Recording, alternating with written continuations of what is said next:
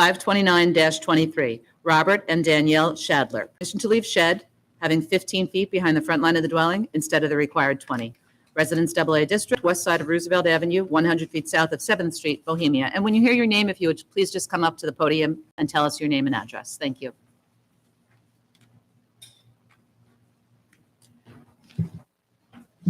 Good evening. Robert Shadler, 1606 Roosevelt Avenue, Bohemia.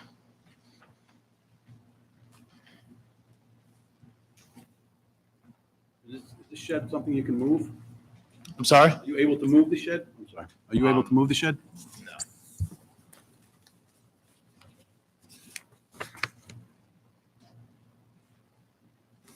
Pictures on it. Any questions? No? Chris, any questions from the board? No? Planning, any comment? Is there anyone else who would like to be heard on this application? No? All right, we'll take a Make a motion. motion to approve the application. Second. All in favor? Aye. Aye. Application's granted. Thank you. Thank you. Application number 530-23, Michael and Stacy Inachi. Permission to leave pool patio having side yard of 3 feet instead of required 6 feet. Residence B District, south side of Van Horn Avenue, 725 feet west of Coates Avenue, Holbrook. Good evening, members of the board. My name is Anthony Powell, 9 Humphrey Lane, Blue Point, New York, 11715, on behalf of the applicant. Sure. Powell. Sure. Today, we seek your approval for a variance related to an existing paver patio. In a responsible effort to comply with local regulations, the Inachis were attempting to legalize their pool, which itself is in compliance with current town code and requires no such variance. It was during this process that the patio's installation error was discovered, being 3 feet away from the property line instead of the required 6 feet, thus necessitating a 50% relief. This error committed by the contractor has created a situation where the Inachi family would face undue hardship if required to correct the setback at substantial cost. Our hope is this unintentional error would not prevent the homeowners from enjoying their property without substantial disruption.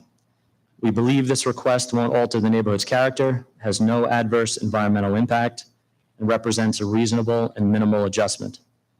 That is our case, and we sincerely thank the board for its thoughtful consideration. Thank you. Any questions from the board on this? No. Planning, have any comments? No objections. Is there anyone else who would like to be heard on this application? No? Make a motion, we approve the application. All in favor? Aye. Application's Thank approved. you very much. Application number 531-23, Ryan Giangaspero and Tony Anzalone. Permission to install in-ground pool having front yard of 8 feet instead of required 20 feet. Residence B District, southwest corner of Ontario Street and Bell Avenue, Ronkonkoma. Good afternoon, Michelle DeBrito on behalf of the applicant, Goodwill Expediting, PO Box 6, Blue Point, New York, 11715. DIBRITA. You're welcome. Good evening, members of the board. My name is Michelle DeBrito. I'm here on behalf of Mr. and Mrs. Giangaspero of 349 Ontario Street, Ronkonkoma. Go down. They are seeking a variance to install an in-ground pool on the eastern side of their property adjacent to Bell Avenue, reducing the required 20-foot required setback to 8 feet. As you can see, it is a corner lot, which would require 2 front yard setbacks. The location chosen offers the best use of their space without impacting the neighbors, as it is against a roadway and not against another resident. Alternative locations are limited by the lot's configuration and current use of the western side for their 2-year-old twins, girls' play area and storage shed. The requested variance ensures optimal family access to the pool, maintains neighborhood privacy, and complies with the residential neighboring property boundaries. On behalf of the Giangasperos, I thank you and for your consideration.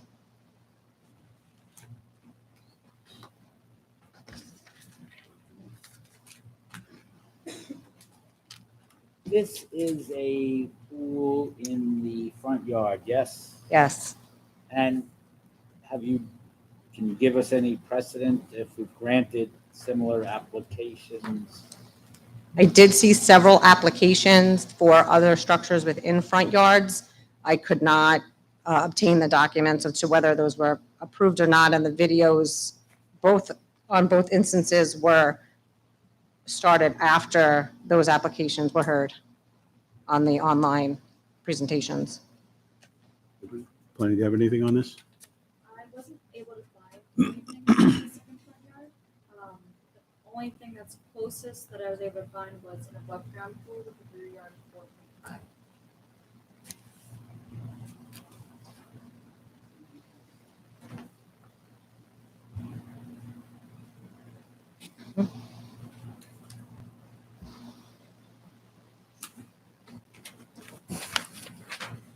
You have any other questions from the board on this? Any other suggestions? Trying to figure out the pool is going, I'm sorry, I can't see. I don't know if this works up here. What is that? Looks like a pool. Yeah, what is that? It's a deck. The deck. And they want to, The deck is remaining. and put the pool where? Right there? That's correct. Right. Oh, I didn't see this one. And how far from Bell Avenue is it going to be set back? It's 8 feet, from the property line, And the code requires 20. 20.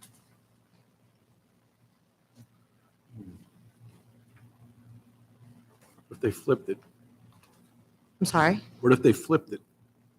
So we Maybe did push it look- away from Bell. We did look at that. The concern is there is a retaining wall there up against the property line and the elevated deck to not have to flip it the opposite way. The corner of the pool would be very close to the elevated deck, and considering they have a young family, the safety was a concern. Planning, Not every yard can have a pool of this size. We understand. Is there any way that you can shrink it up a little bit, at least to comply maybe on one side? Well, it's only it's just the front yard variance to the Bell Avenue. They comply with the other setbacks to the rear and obviously to the other side and to the other front yard. If we did 14 width instead of the 16, that would be a 10-foot what if you moved setback. it closer to the house? Well, by shrinking, That would be the same, wouldn't it? We it do would be both. very similar.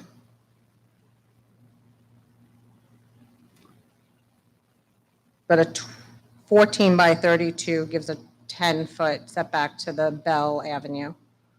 So the Bell, I may have asked this before, pardon me, but the setback from Bell Avenues must be 20 feet and you have 8. Correct. That's because it's. Because it's considered a front yard. Right.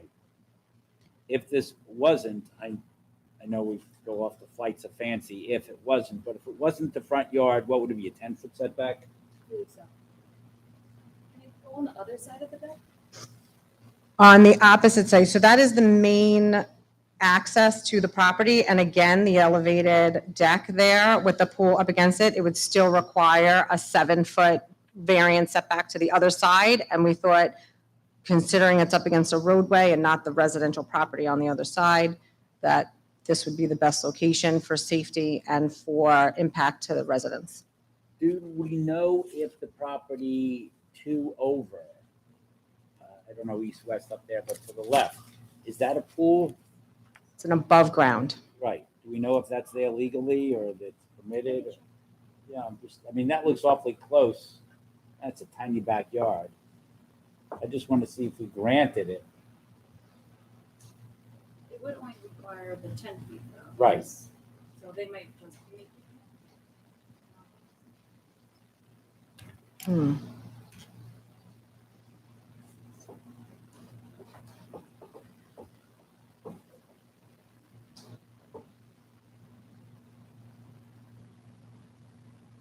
There was no CPA. I'm not sure if they got a permit for it. They might be.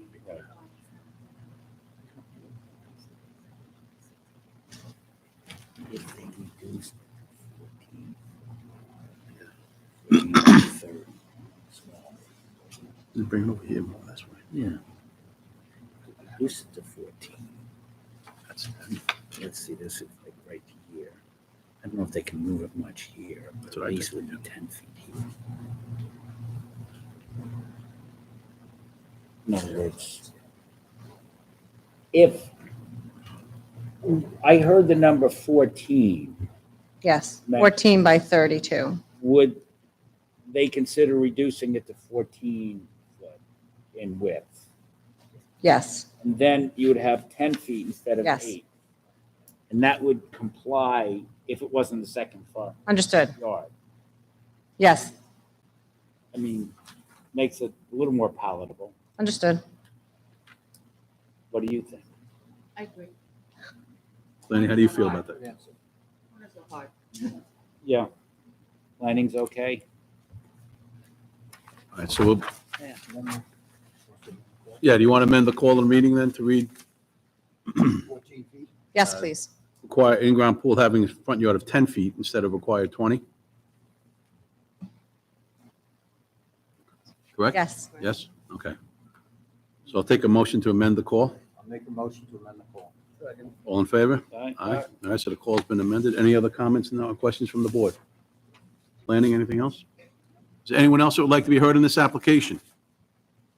Oh, okay, I'll take a motion then on the modified application. Make a motion to approve the application as modified. Second. All in favor? Aye. Aye. thank you very much. Have a good night. Nice evening. Application number 532-23, Guichard and Lisette Voltaire. Permission to leave cellar entrance having side yard of 6 feet instead of permitted encroachment setback of 8 feet, and shed having second front yard of 2.3 feet instead of required 20 feet, having 15 feet behind the front line of the dwelling instead of the required 20. Residence B District, southwest corner of Pine Drive and Mohawk Drive, Bay Shore. Hi, I'm Guichard Voltaire at 555 Pine Drive, Bayshore, 11706.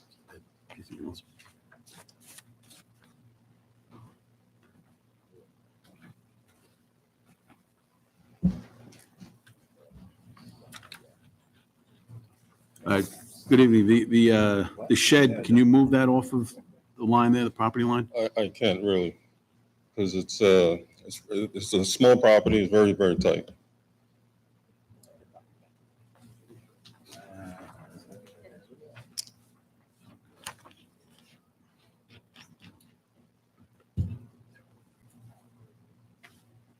That's a big variance. Look at 2.3 out of 20. Because I also have a pool in the backyard, so it's really, there's no room. But we're not here for the pool, right? No, I know. Okay. That's the reason why I can't move it. So, What is that shed to be removed? Shed to be removed. No, Bill, that's not it. I'm on, Are you taking the shed out of the I'm on application? Yeah, the wrong one. the window didn't look so good. I don't think Oh, I yeah, have, I'm on the wrong one too. I don't have, Bad order. 532. I'm on the right page. Someone else is. yeah, we're both on the wrong one. Somebody 532. mixed up my thing. Yeah. Okay, now we're on. You took them, yeah. So the shed is not being removed. It's That is nothing. it's 2 feet off instead of 20. Yeah, yeah. I don't think there's any precedent for the shed that close to the front, no. I think, speaking for myself, but I would be constrained to grant the shed. I don't think the cellar entrance is a huge event. That's probably grantable. But the shed, you're going to have to move to a compliant location, To which location? a legal location, a permissible location. I mean, it's supposed to be 20 feet Right. and it's 2.3. I understand that, but I have it on the side street. All right, and behind the house, where that red car is, that, to the right of that, that's where my pool is. That's where your pool is? Yeah, Pool is like But it's not in that. it's not, this is an old picture. Yeah, but You know what year is it? the problem is, we understand you may have difficulty doing it, but that's not the test we use. We use how great is the variance. If you had 18 feet instead of 20, 17, 16, this is 2.3. That's almost a 90%, like 89.6% relaxation. We just throw the code out the window because Deirdre, do you have any other presidents in the area? That's a recent picture. So that's the problem. The shed has got to be moved to a compliant location. And, I mean, maybe we could give you some variance on where it has to go, but it can't be 2.3 feet. It'd be difficult to have it at exactly on the corner of the house. Yeah. It is worth pointing out that even though it's 2.3 right off the property line, it's still quite a distance to the road. Right away and off the sidewalk. You're right. Map that one way. Still quite a distance from the road. Yeah, 2 point, it's just too great of It's a, 2 points from the fence line. well, we measure from the property, Right. not from the fence.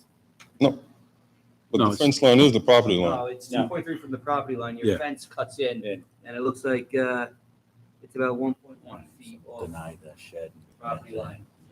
Fence, but it doesn't matter. The fence line is irrelevant. We're looking at the property line. So unfortunately, if you can't move the shed, we can't approve it where it's located. Can I move it maybe 6 feet away from the fence towards the house? So make it 8 feet off of the fence, off of the property? You can't put it on the other side where the neighbor's at? What?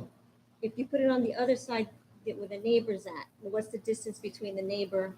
Do you need her name? Because you have, No. yes. Yeah. You have the house on Mohawk. I'm sorry, maybe Deidre could use the arrow. I'm not following you. What? Move it The where? opposite side of the, keep going down. You move it closer to the If you pool? put it there, isn't there also a variance as far as the both neighbors, behind and the side? Yeah, but we could, I think you just need 4 feet. you just need 4. It might not actually, It you might be, just need 2. it might be Yeah. 2, yeah. And we'd give you On the 2. side and rear yard. We'd give you 2 feet if you moved on the other side. Because what does it require, 4? Hmm? So if it requires 4, we give you 2. That's a big difference If it's in between that 20 corner. Well, yeah. and 2.3. So if you do that, I think the board would It's a little bit approve over. that. That's a good idea.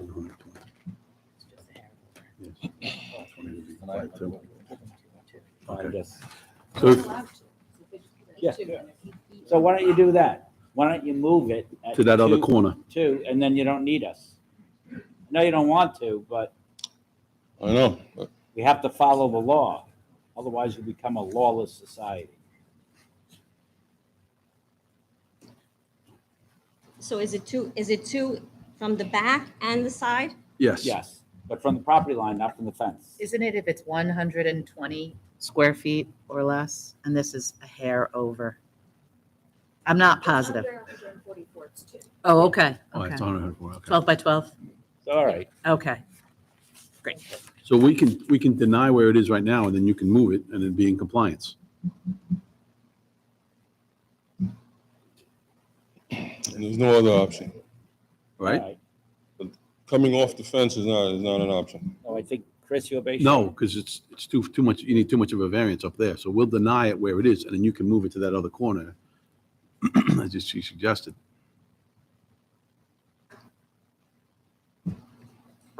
Okay.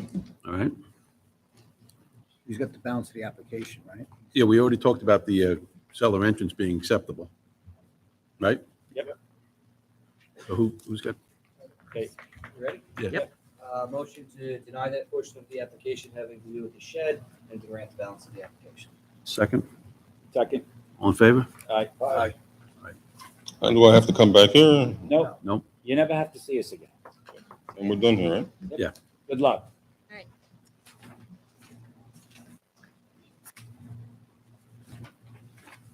Application number 533-23, John and Karen Remsen. Permission to erect one-story addition, 14 by 24, leaving rear yard of 11.5 feet instead of required 25 feet. Residence B District, north side of Webster Avenue, 473.3 feet west of Cadman Road, West Islip. Good evening, Karen Remsen, 67 Webster Avenue, West Islip, New York, 11795.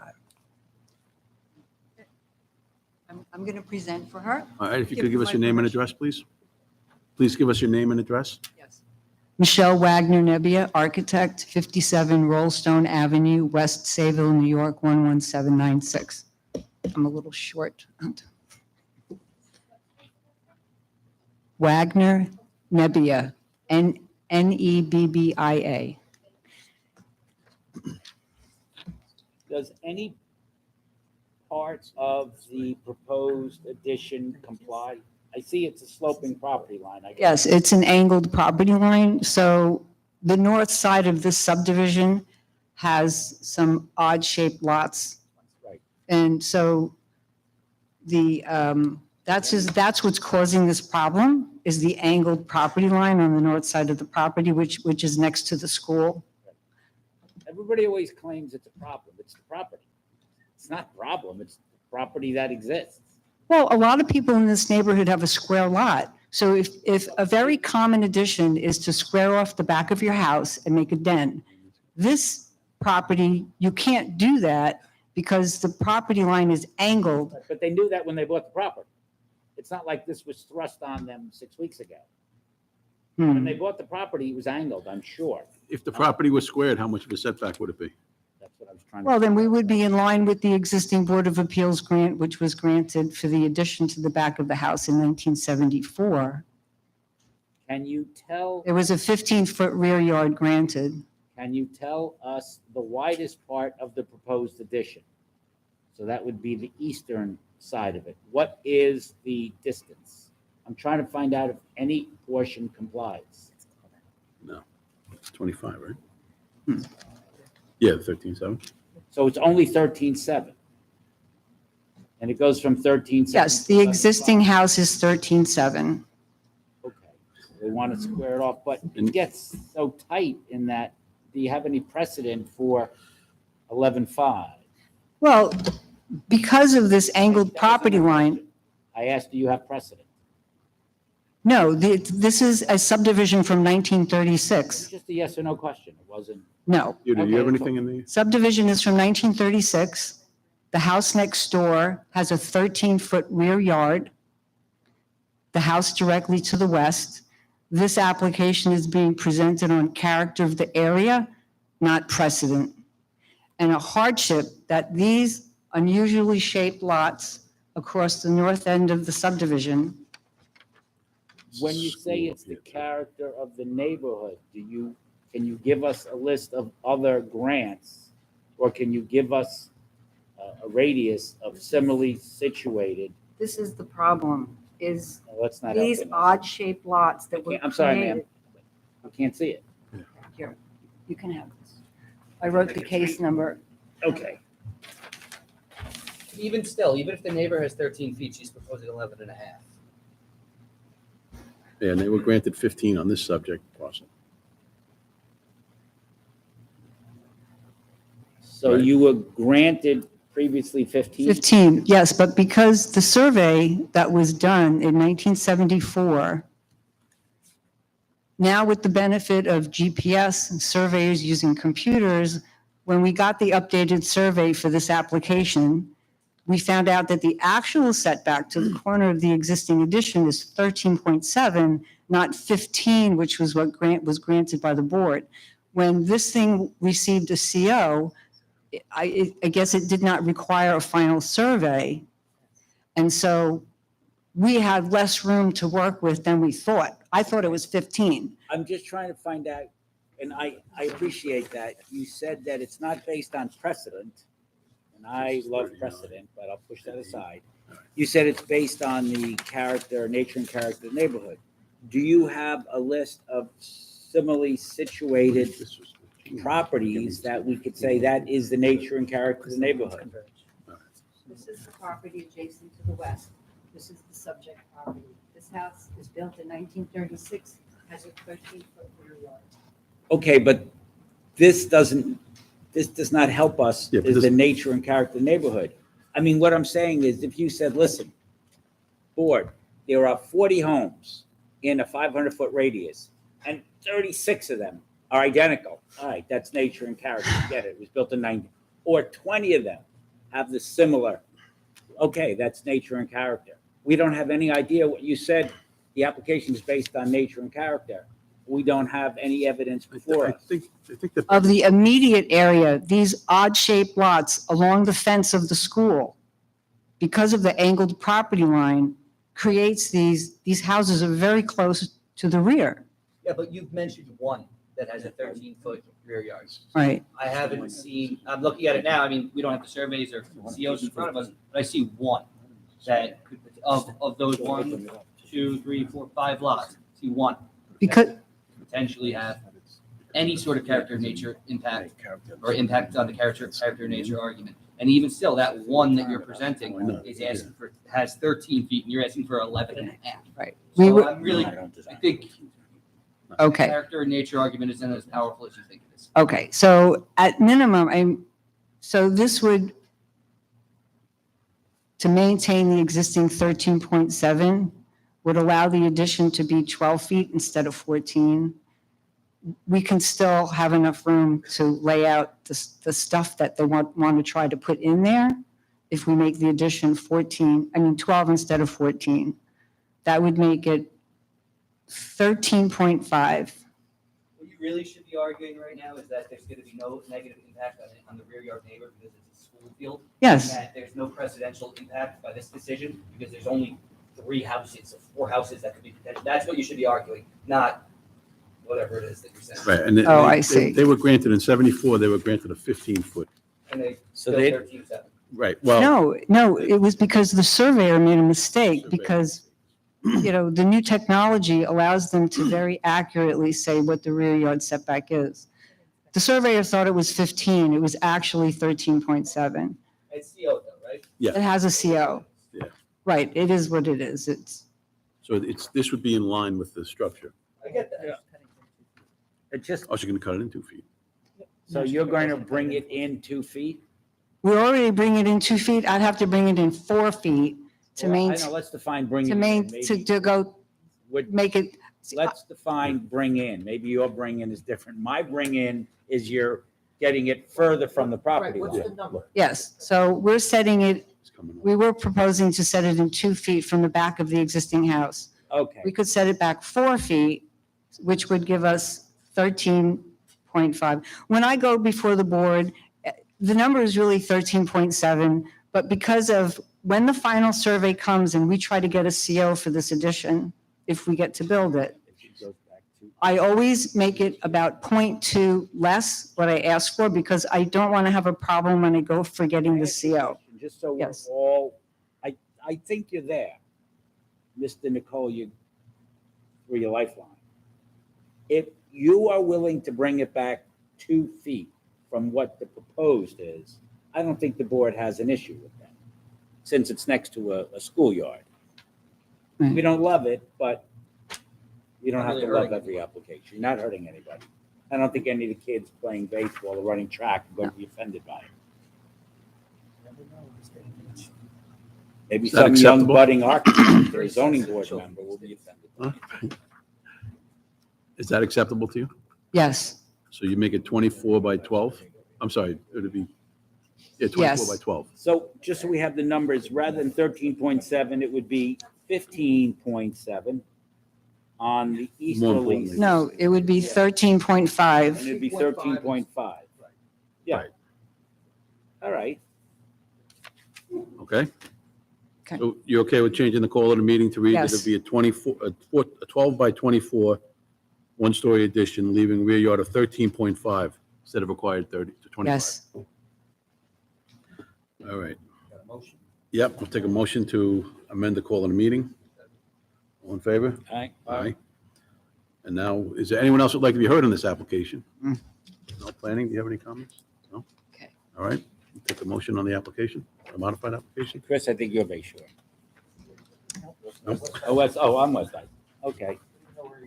I had the wrong survey. Now, I'll make a motion that we grant the application as amended. All in favor? Aye. Aye. okay, thank you so much. Application number 534-23, Darrell Diamond, permission to leave shed having 7 feet behind the front line of the dwelling instead of required 20. Residence B District, west side of North Ocean Avenue, 560.1 feet south of Union Boulevard, Islip. Just making sure they have the right surveys. Could you give us your name and address, please? Yeah, Darrell Diamond, 66 North Ocean Avenue, Islip. You have his name? Okay, I'm sorry. The shed is, when my dad, this is just like the backstory, which will take about 30 seconds. It's kind of like one stop also. My dad was the first one on Lake Pardee Pond, which is just south of Union Boulevard, and on the lake overlooking Islip High School, the high school I graduated in 1967. Anyway, I remember when I was 4 years old, we had a shed all these years. When this was built, my mother had it done, I don't know how many years ago, but there was an air conditioning and a heat unit behind it, so it was moved forward a little bit. That's all, and that's why it was close up. How long has it been there? I think my mom's passed away in 2017. She did it, I think, 2014, be 10 years ago. The other point is the town had a concern about the dock that I had. The DEC came to my house last month, checked over everything in my backyard about the decks, the dock. They approved the dock, and they took pictures of this and approved that. That's because it was within 100 feet of the lake. You probably knew that. The dock isn't before us, right? Well, the town has that letter, that's all I'm saying. Mary, when did the 20-foot ordinance come in? 2012, it was changed from 10 to 20. You think your mother built this in 2014? Yes, the house was in my name, but I work a lot of times out of state. She called me up, says, I'm replacing the shed. I said, go ahead. So I appreciate if you let me leave it there, that's all. I talked to all my neighbors, including John, who lives next door to me. He's Chinese, he has a long, complicated name. He lives on this side of the fence, and he said, fine. I just talked to him last night. Planning, do you have any comments? There's no place like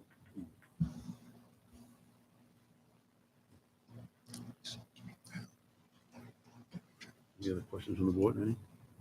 I have a question, very important. I've always wondered this. Do you guys ever like go out onto the islands in the lake? Say that again Do you guys louder. ever go out, like, can you go on those islands? Yes, yes. The DEC controls them very carefully the last few years. You probably know that. But it was platted where we all own half the lake, and the other half was owned by the school system, and they dredged it down to 20 feet deep. That's why there's a lot of bass and fish in that lake. It's 20 feet deep from the islands over. They own half the lake. Our deed goes out through half the Why lake. did they dredge it? I don't, oh, well, put the school on a hill. Islip High School is on a hill. When at my house, I'm looking up at that high school. If you're on Union Boulevard and look at the school, it's up on a hill. You used to take like a rowboat across? Yeah, I have a rowboat, and that's why I have a dock, and that's why the DEC came to make sure that it's in compliance, and they said it was. But I also asked them to take pictures of everything, including the shed, while they were there. The only question I have is, we get these often, and a lot of times people don't have the room. Looks like you have a fair amount of room to move the shed. There's an air conditioning unit right behind that. If you ask me to move it, it'll be expensive to move all that stuff. That's why I'm asking it. The neighbors don't think it's an eyesore, and that's all I could tell you. I'd appreciate it if I could leave it there. Is there anyone else that would like to be heard on this application? Yes. Thank you, Mr. Chairman. I'll make the motion that we reserve decision. All in favor? All right, so we reserve decision, we'll discuss it. Reserved decision? Reserved. Decision's been reserved. Okay, what does that mean? We have, You'll get something in the mail. Means we want to discuss it, we want to Oh, think okay. about it, we want to take everything you said, look at the area, and try to Okay. figure out to come to the right conclusion. Okay, thank you. Thank you. yeah, I think we did. Yeah, we voted on it. Bill said, Bill reserved, Yeah. and Dan made second. Yeah. We'll try not to do any more. Wake him Mary, I know, get you upset. It's okay. September 12th, executive.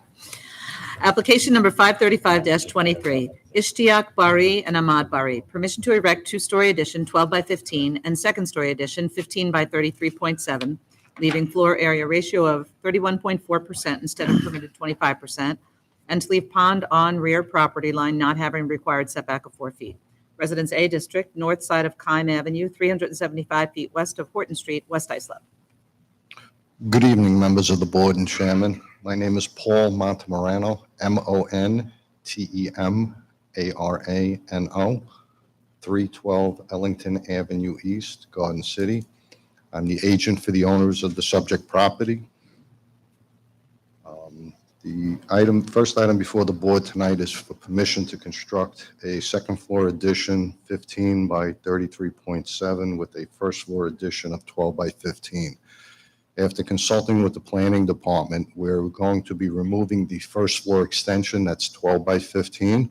The floor area ratio will be reduced to 29.8% instead of the originally proposed 31.4%. What was the number? 29.8.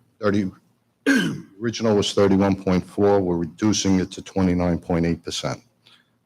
And it's that back left corner of the house that had the 12 by 15 first floor addition that's being removed. The additions and alterations are to reconfigure the dwelling for the growing family. And the second item that's before the board is for a pond that's less than 4 feet in the rear yard. The pond is going to be removed, so it will not be an issue, and it'll be a landscaped area. There's also a shed and some decks on the property that are being removed as part of the construction as well. So you said that you're going to remove the first story of 12 by 15. The survey or the plot plan seems to indicate that's a two-story addition. Yeah, that's, the bottom part is just going to be a covered patio, the same as the right-hand side. So the 12 by 15 that's on the ground floor has a second floor above it. So you're going to cantilever the second floor? It's going to be on posts. Okay, that doesn't change the FAR, sadly. Doesn't change by eliminating the rear addition. Well, it's a full room.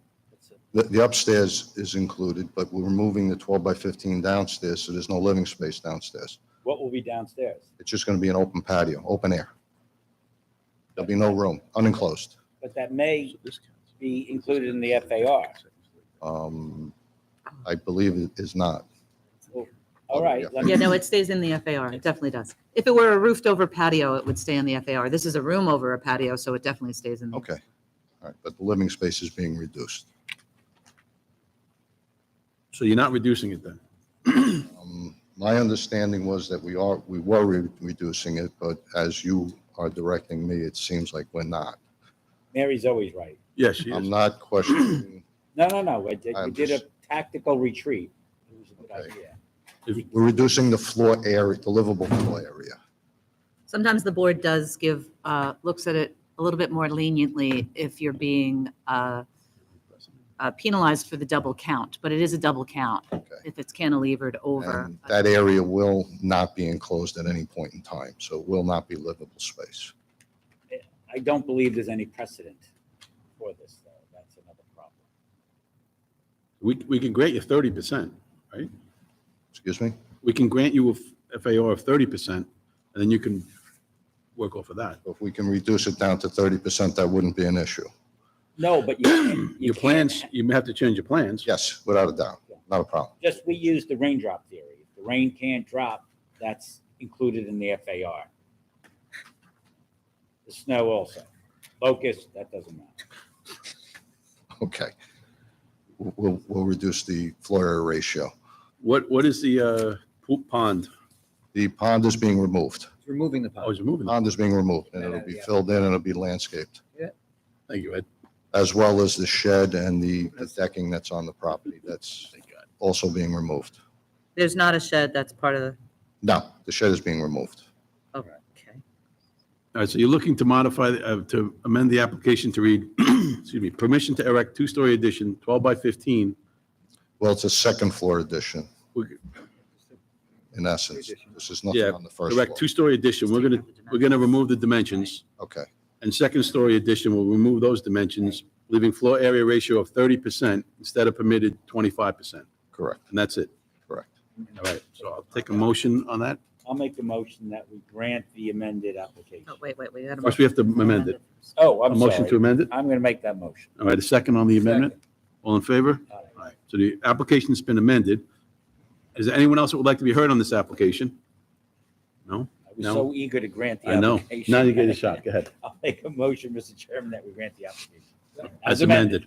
Thank you very much. You got a second? All in favor? Aye. Aye, okay. Application's granted as Thank you. amended. Have a good evening. Thank you. Application number 536-23, Troy and Rachel Trabacci. Permission to erect two-story addition, 17.92 by 20, having side yard of 10.3 feet instead of required 14 feet, and to leave propane tank on side property line, not having required setback of 2 feet. Residence A District, south side of Princeton Street, 199 feet west of Freeman Avenue, Islip. Good evening, Mr. Chairman, members of the board. Gennaro Cozzolino, 2125 Deer Park Avenue, Deer Park, New York, 11729. Here for the homeowner, Troy Trabacci, residing at 54 Princeton Street, Islip, also known as Section 294, Block 2, Lot 43, located in the Residence B zone. We're requesting relief from the board to build a 20 by 18 two-story rear addition. The proposed addition requires a variance for side yard setback, requesting to build at 10.3 feet from permitted 14 feet, a difference of 3.7 feet. We will be staying in line with the existing house, not encroaching any further into the side yard. The existing propane tank requiring a variance is to be removed. The proposed addition complies with all other zoning requirements, will not have any significant impact to the environment. It will not affect the adjacent properties.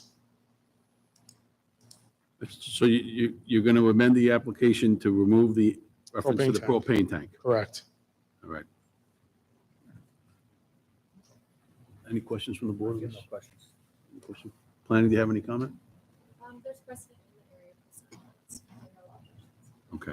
Is there anyone else that would like to be heard on this application? No, I'll take a, well, first we'll make a motion to amend the application to remove the reference to the propane tank on the side yard property line. I'll make the motion. Second. All in favor? Aye. Aye.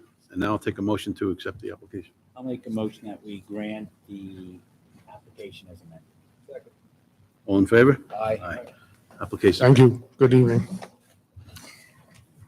Application number 537-23, Matthew Joseph Celentano and Tiffany Amber Celentano. Permission to erect roofed-over porch, leaving front yard of 40.8 feet instead of required 50 feet, and two-story addition, leaving side yard of 18.6 feet instead of required 25 feet, and total side yards of 50.1 feet instead of required 60 feet.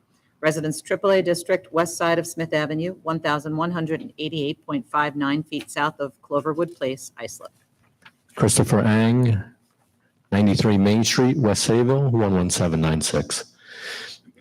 We are proposing second-story additions, a rear two-story addition, and a front porch. With that, we are encroaching on the front yard setback by almost 10 feet. So we're at 40.7 for the front yard setback. And the side yard, we are at 18.6 instead of the 25, and an aggregate of 50.1 instead of the 60 feet. I reviewed this with planning, and we were able to find some precedents on the side yard and the front yards. Planning? There is precedent for front yard with 40.9, 36, and 42, and side yards with 17.9, 29. You're okay with? Okay. Any other questions from the board? No, is there anyone else that would like to be heard on this application? No? All right, take a motion.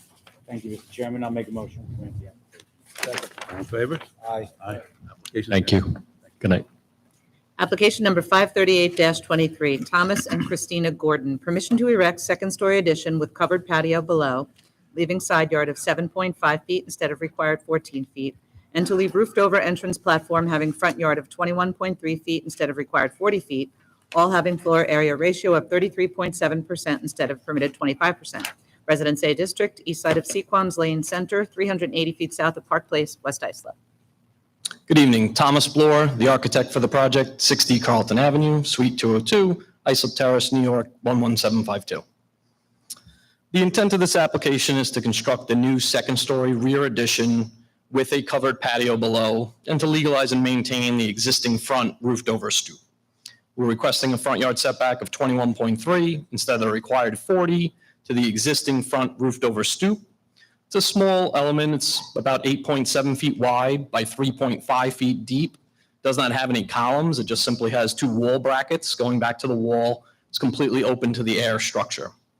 As far as the side yard, we're requesting an existing side yard setback of 7.5 feet instead of the required 14 feet. The setback is existing. Proposed second floor is directly over the existing footprint and in line with the existing residence.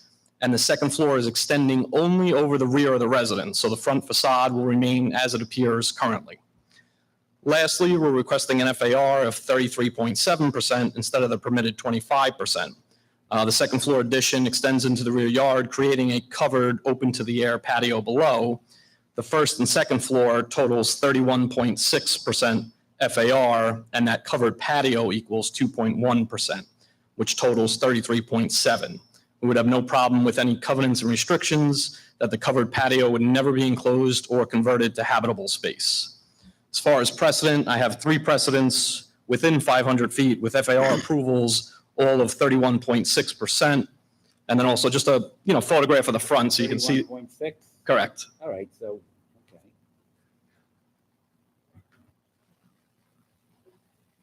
You could just, can I ask you? Thank you. What do you have for precedent for the front yard? 21 instead of 40? I did not find any for the front.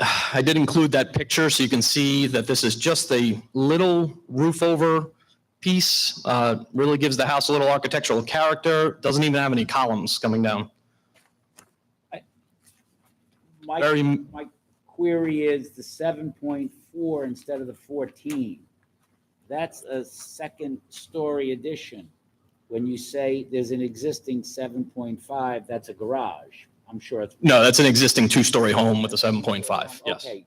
The problem is that you're taking an already pretty tight area. It's 50% relaxation and then bringing it another 24 feet.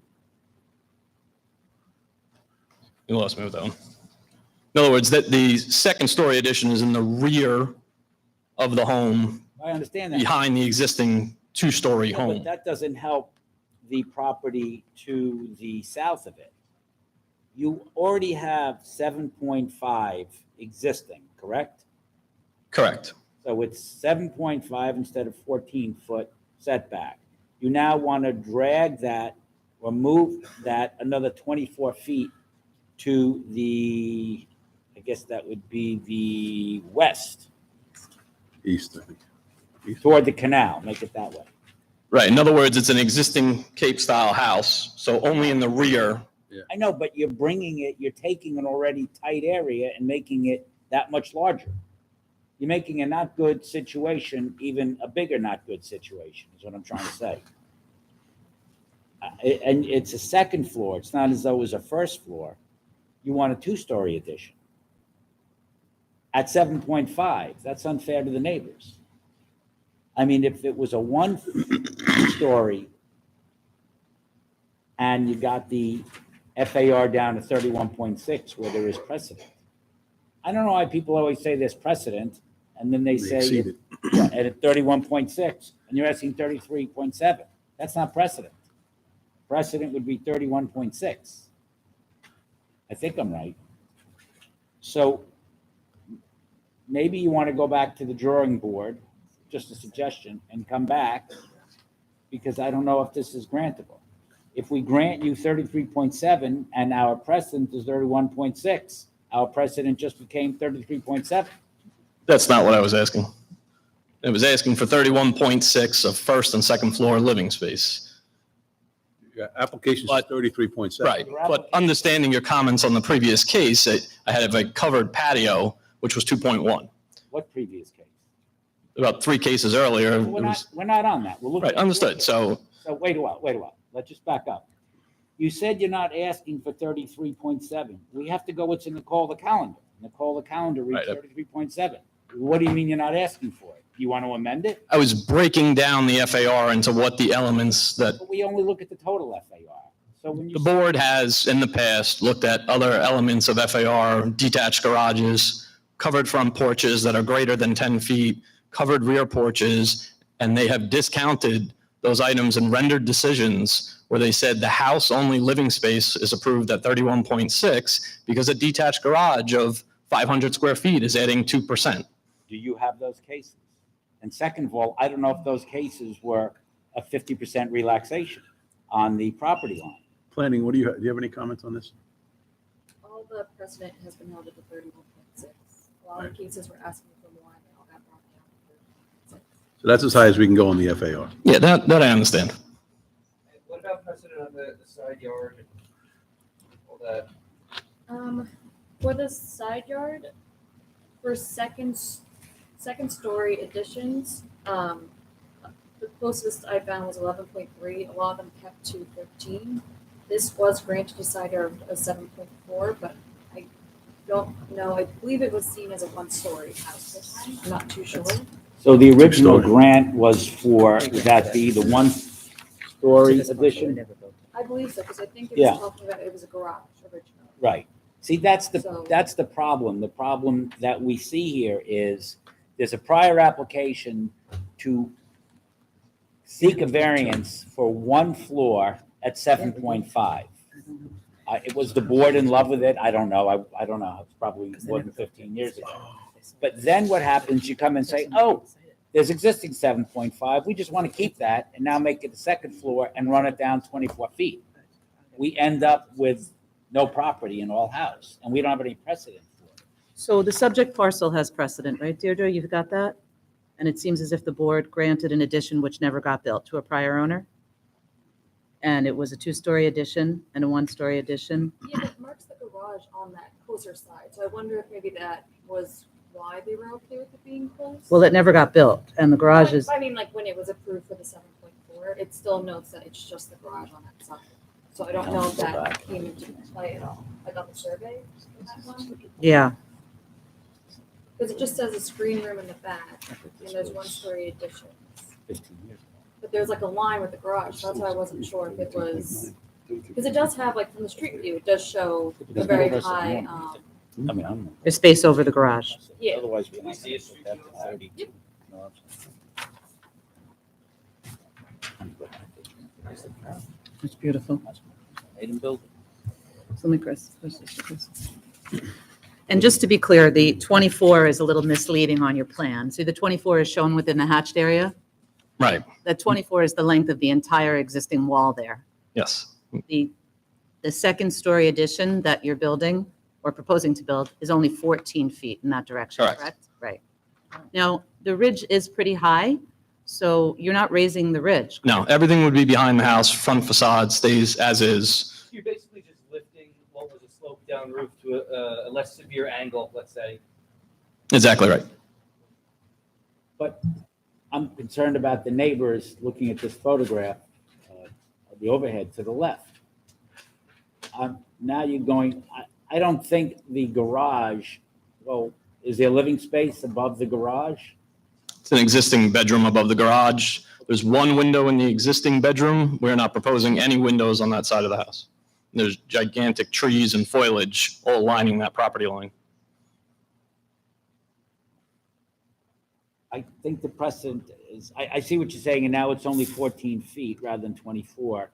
That seems to be more palatable. I think if you can bring in the 31.6, the precedent, Yeah, that I have no issue with. I understand that the FAR would be limited to 31.6 if the board should rule in favor of the application. Is there anyone else who would like to be heard on this application? Do you have any other questions or? it's only 14 feet. Right. It's not 24. It's not as bad. because it's already existing. Right. Planning, anything else? No? All right. So you want to modify? this? Yeah. West Let's Islip? just make the motion. and- Modify this. Yeah, exactly.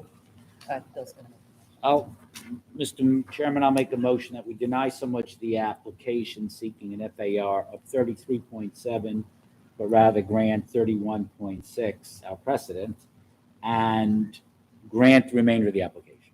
Second. All in favor? Aye. Aye. Thank you. Have a great evening. Modified and granted. Next application, application number 539-23, has been adjourned. Thank you. It's going to be heard on September 19.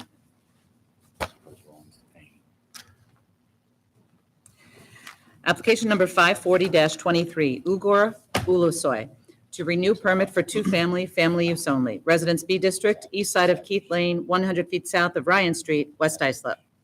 Nobody's here on the application of Ugor Ulusoy? That's too bad. Second call?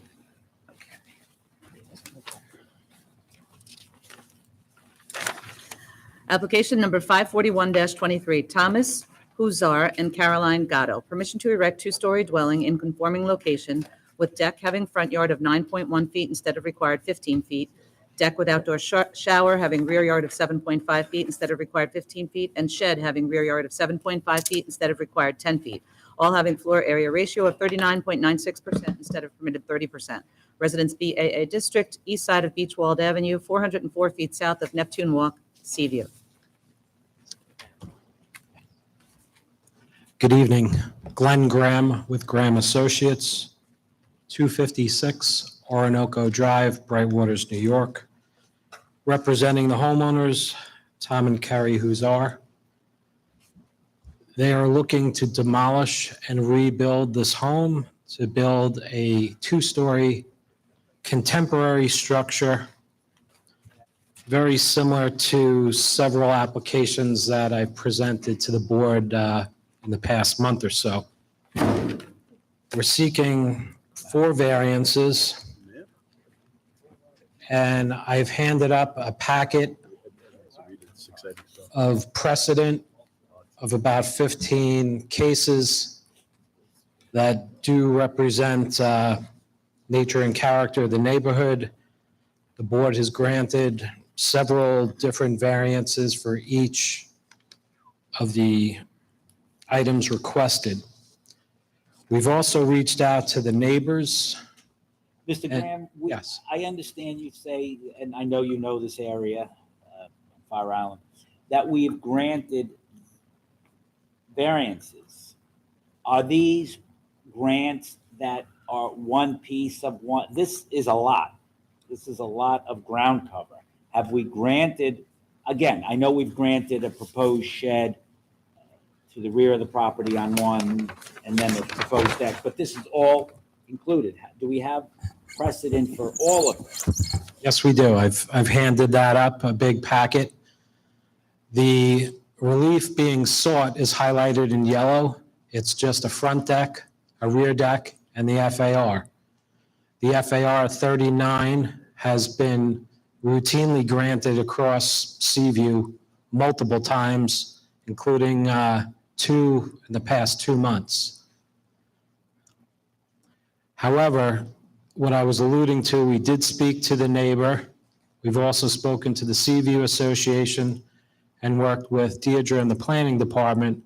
I would like to amend the call of the meeting for the front yard setback instead of requested 9.1 to increase it to 12.5. And that particular setback has been granted as close as 9 and also at 12.5. So instead of requesting the 9.1, we are conceding to keep the neighbor happy and go to 12.5. A reduction of 2.5 feet only for a front yard setback.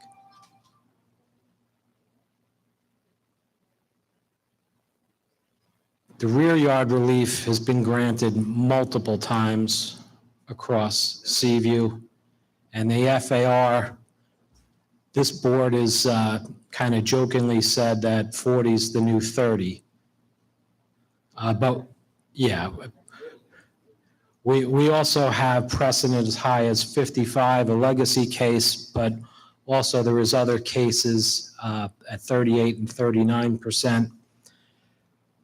Also, the FAR on this is being double tapped as that was brought up earlier. The entrance walk goes under a cantilever of the house. So the actual entrance is counted twice at 2.6%. Yes. Now, a concerned neighbor to the north who most likely will speak tonight was also granted a relief of 36% back in 2011. I presented that case, and if I was to take that particular case without changing code, but dealing with two different personnel, we used to have Aldo Perez in the zoning department. Aldo would not include 4-foot walkways, and actually any decks under 4 feet wouldn't count. So the Cantor residence to our north was granted 36% FAR. However, if we can, I didn't interrupt you, but I don't know if I've ever had this. The proposed objective is going to come in here, and go here, and object to your application, and you represented them on their application. yes, and I believe we're still on friendly terms. However, they may not be as friendly with the neighbor I'm presenting the case for. What I was getting at, though, is Mr. Cantor's house, if I took it apples for apples with today's code, would be at 43% FAR. This is right, Yes, the neighbor. correct. I just wanted to point out that the house directly to the north, our most impacted neighbor, is at an FAR of 43%. If I was to, I have the, let's see. Did you apply this line to the clear? Yes. This is the case from 2011.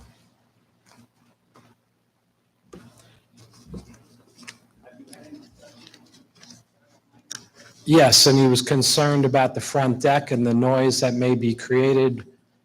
So that's why we reduced the FAR. Excuse me, I'm asking to amend the call on that part to 12.5 instead of 15. We were asking 9.1. Is under, Yes, it complies. It's just a setback relief of 2.5 feet. That black area closest to the street on that would be removed from the setback. So now we're at 12.5 instead of 15. so the deck would get how much smaller in terms of surface area? About 3.1 feet. Shorter, and then the width? Remains at 22, which is also in compliance with 2 previous grants by this board. So Similar about in 70 size. square foot smaller surface area wise? Yes. Planning, do you have any comments on this? No, I spoke with, Mr. Grant, he reduced the front deck, that was.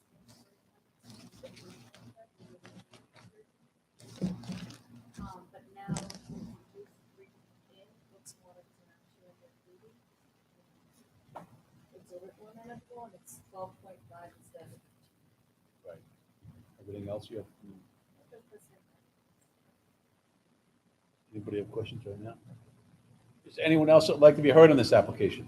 Could please come up one at a time, state your name and address. Yes. When you get to the podium. Cantor, I am Glenn's client. Give your name and address. Cantor. I reside at 52 Beachwald. I'm very concerned about the setbacks, and I've actually, I only made 4 copies. I don't know if anybody would like to see them. I made 5 actually, and We're only 4 of us now in here. okay. Thank you.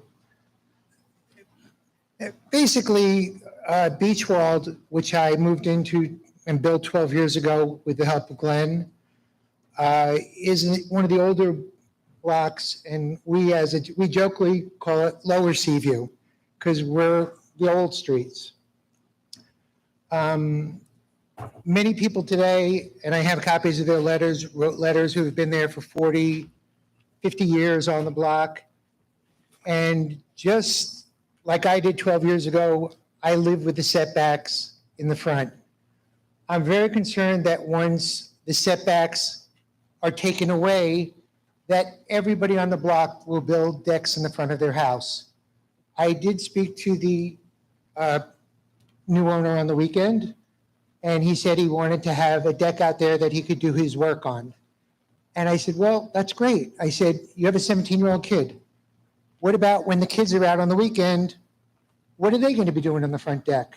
And what about when their girlfriends come over or boyfriends come over? They're going to be hanging out on the deck, which is just 2 off the beach, which is a great location. And what do I do then? The house for the past 4 years has been used as a rental house at short periods of time, shorter than what might be considered good.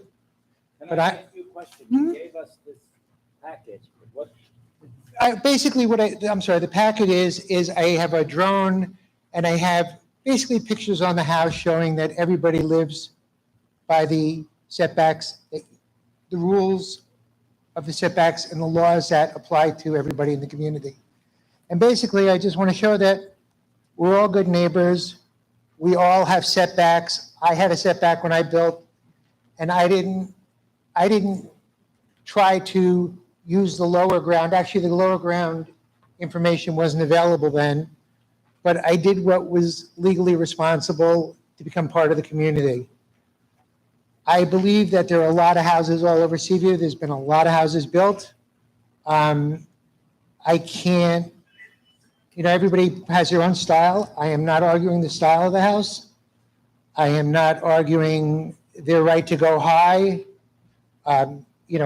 Obviously, there's no hook and ladders in the town, so the higher the buildings, the tougher it is for the fire department.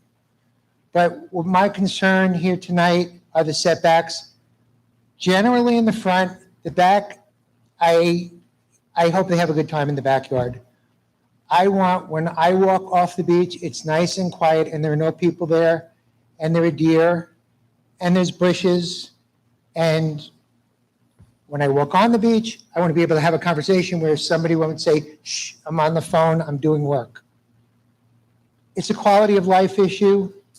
That is why you've probably got somewhere 5 to 7 letters, including the person on the ocean in front of them, the people across from them, the people across from to the right, myself, and the next person over there, all of residents beyond me of 40 years on the street.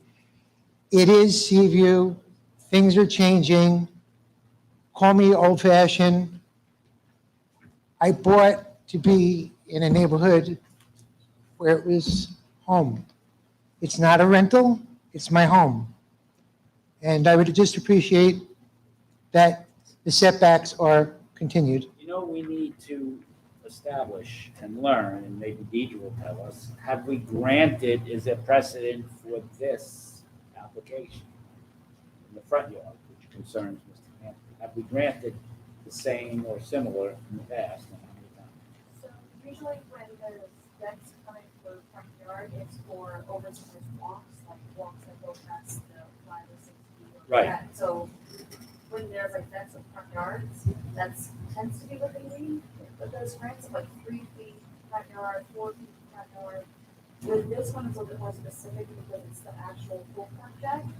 I believe there was one other grant I found, and that was around 12 feet. That was like an actual big deck like this, which is kind of under the distance. Otherwise, there's a lot of decks that are actually very close. Again, those are walls. But this is now 12 feet high, so 10 feet. If he moves it back in 2 feet, it's still gonna be a 200 square foot front deck that he's legally, within the code allowed to have. So I'm not sure. if it's like- So if he moved it to what, he would 15, If he kept that for 15, he doesn't need us. Would that be, but you still have a large front deck. but it would be legal. And would that be in keeping with the nature and character of the neighborhood? In as much as the ZBA has granted, probably. I think there was the one grant of the 12-foot, that was like a substantial deck, otherwise there have been no grants. No grant. Well, smaller but full. Well, right, So not right. really. And yeah, that's the difference. A walk versus where people can hang out and their boyfriends and girlfriends on the cell phone. If it's a walkway, I get a walkway. You need to get to your house. When you're going to have people on a 20 by 10, 20 by 30, that is where tables go down, chairs go down. We get it, we get it. Maybe, are you finished? Just, maybe we'll hear. I appreciate your help on this. Is there anyone else who would like to be heard in this application? May I just, did you get the letters that were written by the people? We do have some letters, yes. You have 5. You have 5 letters? I imagine they're in opposition. They're all in opposition. I probably have another 2 or 3 or 4 that are here. I think there's 7 total. There's 7 total? Bingo. We're more concerned about the actual precedent, but maybe we'll hear from Mr. Graham. Actually, Mr. Graham told me a president on, I think, C Street. But why don't we let him, Okay. Mr. Graham, you hear, at least me, how do you make this smaller and more doable? Well, I did make it smaller by changing with the call of the meeting. If that's what it's going to take to get this approved tonight, an extra 2.5 feet, I would change it. However, there is precedent at 12.5 feet. I didn't just amend that randomly. But there's only one. No, there's 2.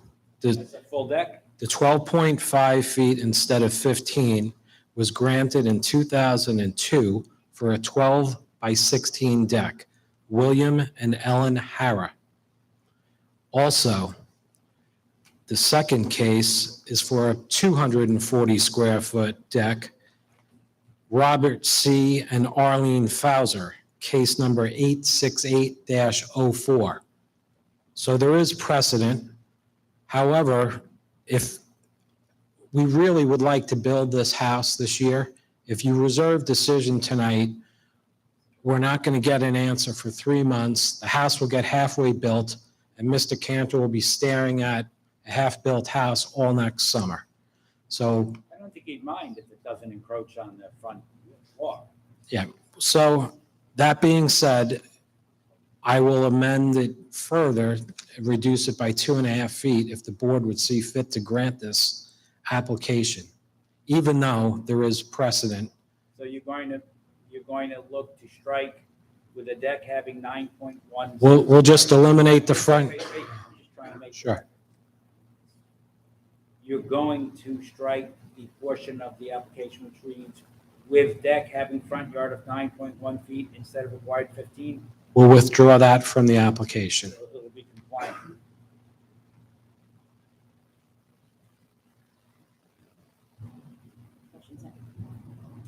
I would second that motion. Oh, I'm sorry, is that a motion? Yeah, it's a Okay, motion. motion second. All in favor? Aye. All right, so that application's been modified. Glenn, do you have any issues with any of the other setbacks? Anybody have questions on any of the other setbacks? No. No? And there's no one else that would like to be heard on this application? No? Sure. Thank you, Mr. Chairman. I'll make a motion that we grant the application as amended.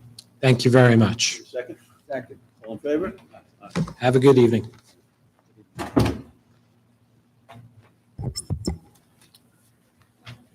Welcome back. You missed it. I just want to get my water. Just getting my water.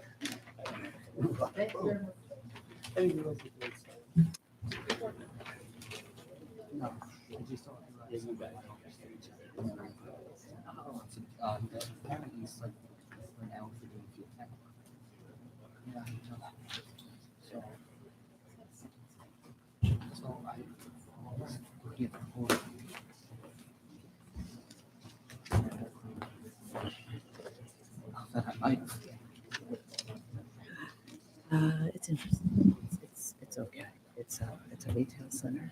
That's odd. It's like perpendicular to Main Street at Holbrook.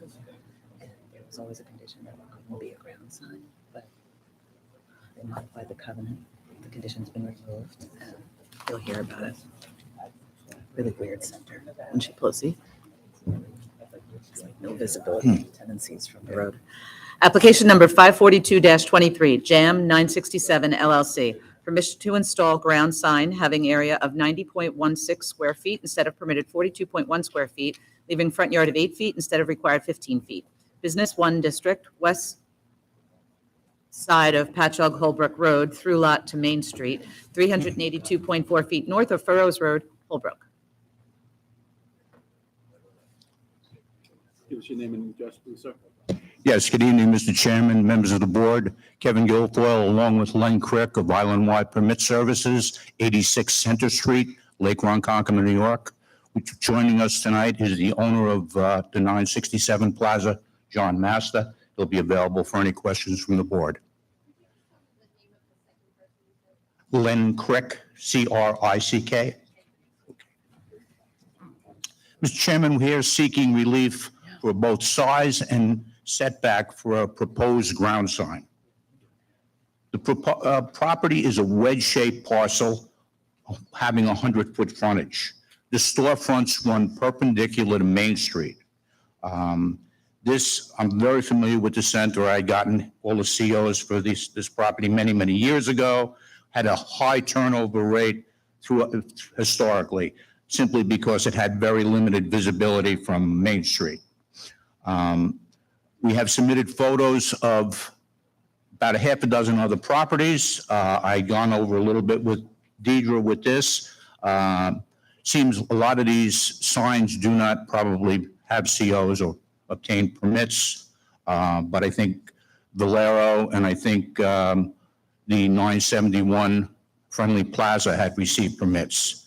The proposed sign that we're looking to install is very similar to the adjacent sign located at 971 Main Street, and it had a similar area, I would say, of roughly about 90 square feet, although I can't confirm that.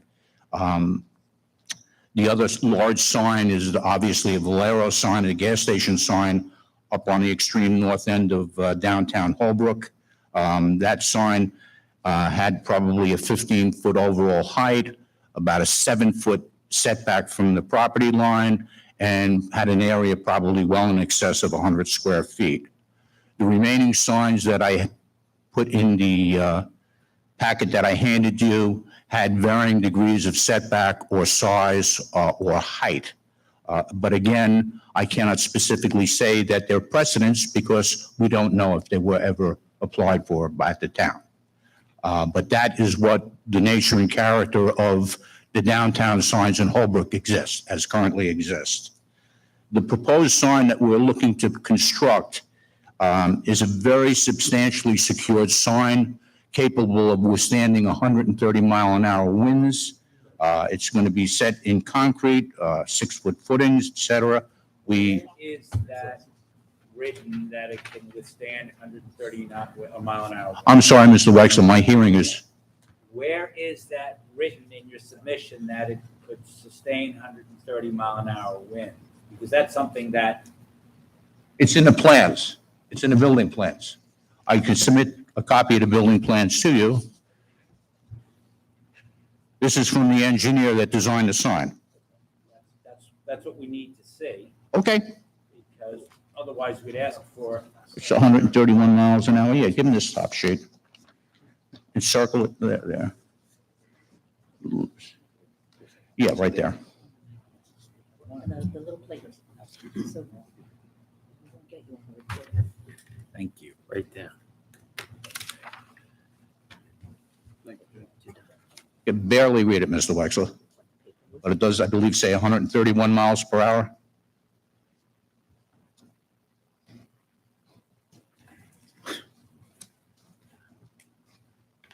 I think it says, for the record, 131 miles an hour. So you get another mile an hour for. Here we go. Never gets that windy in Holbrook, though, I can tell you that. All right. The issue here is that the 100-foot frontage and the way this shopping center is situated, the storefront owners have no visibility really from Main Street whatsoever. He has purchased this property approximately 3 years ago, completely redid the HVAC. He's going to be redoing the parking lot. We're going to probably be resubmitting for a site planning. He's going to make it probably one of the best-looking shopping centers on Main Street in Holbrook. And with the exception of Brinkman's, probably will be the best-looking site on Main Street. Do you have any questions from the board? Planning, do you have any comments on this? My only concern was just the safety of it not being set back far enough, but if they have engineers signing off on that withstand the winds, then okay with it. Okay. Any other questions from the board? No. Is there anyone else that would like to be heard in this application? No? Motion? Make a motion, we approve the application. Second. All in favor? Aye. Aye. Application's granted. Thank you, Mr. Chairman, members of the board. You have a good evening.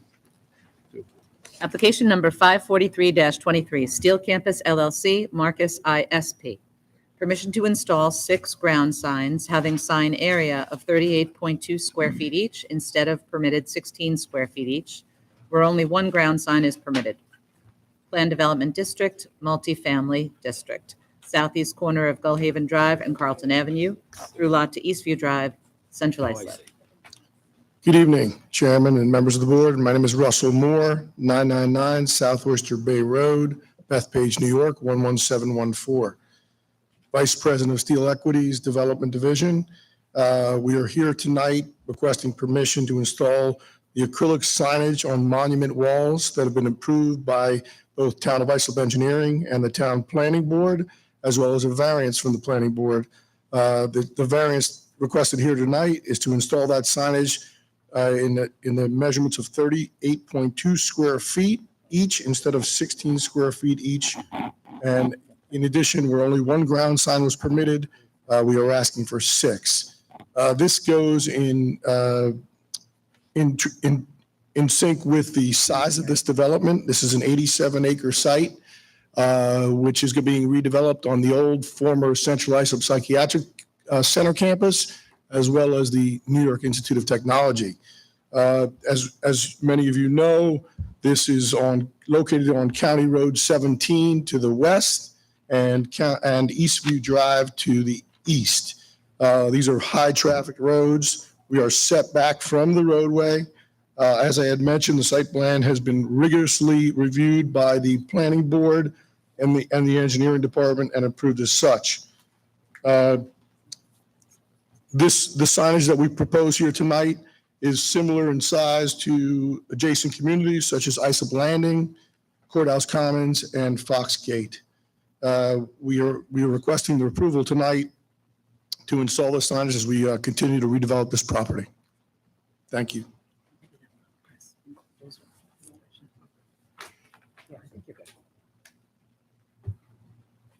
Planning, do you have any comments on this?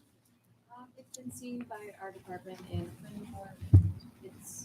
They're going to be nice signs, they're going to look nice, and they're just going to be the entrances, just so people know where to go in, so no objections. Will they withstand 131-mile-an-hour winds? Yeah, but I don't know. Okay. You got to see these brick walls. Any questions? Is there anyone else that would like to be heard in this application? No? All right, I'll take a motion. I'll make a motion that we grant the application. Second? Second. All in favor? Aye. Application's granted. Thank you.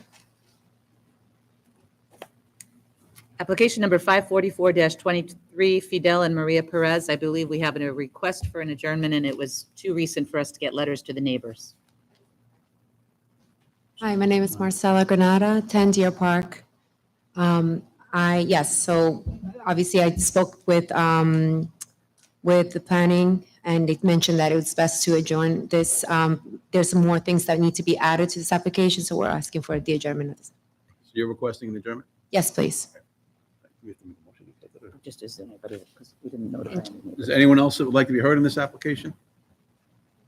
Okay, then application's adjourned. Thank you. Somebody second Don's motion to adjourn. I'm going to give it to you, Ed. Maybe we want. Don, motion to adjourn the application. That's, yeah. Wait a minute. Mhm. Big win. You were thinking it. yeah. Big win. Application number 434-23, adjourned from June 20, 2023, Tigray Auto Repair, Inc. Permission to leave ground sign having sign area of 32 square feet instead of permitted 23.5 square feet on front property line not having required setback of 13 feet, and to leave cabinet-style facial sign. Business 3 District, southeast corner of Montauk Highway and Bayview Drive, Oakdale. Good evening. Could you Good give us evening, your my name and name. address, please? Yes, my name is William Tigre. Address is 1230 Monto Highway in Oakdale. I'm the owner, president of Tigre Auto Repair. Tigre, Tigre. The sign, the main sign on the front by the street on Oakdale, on Montauk Highway, I need a permission to cut it down because I'm not gonna use the sign anymore. When I came into the building, I never built this sign, so that sign was there already. And but there's another sign on the building. I already moved the cabinet, and I want to see if I can just keep the vinyl with my name on it, and that will be it. I have proved that I removed the cabinet sign by the building. So I just want to keep down and see if I can cut it down, the sign on Monto Highway. All right, so on the cabinet style sign, you've removed that? I removed already, yes. I have pictures. I took pictures before I came, so I can show it to you that have a it's picture? removed, yes. Can you? Can I Not on put- your cell It phone. can't be on your phone. You need an actual printed Oh, copy. sorry about that. I don't have it on. Kids these days.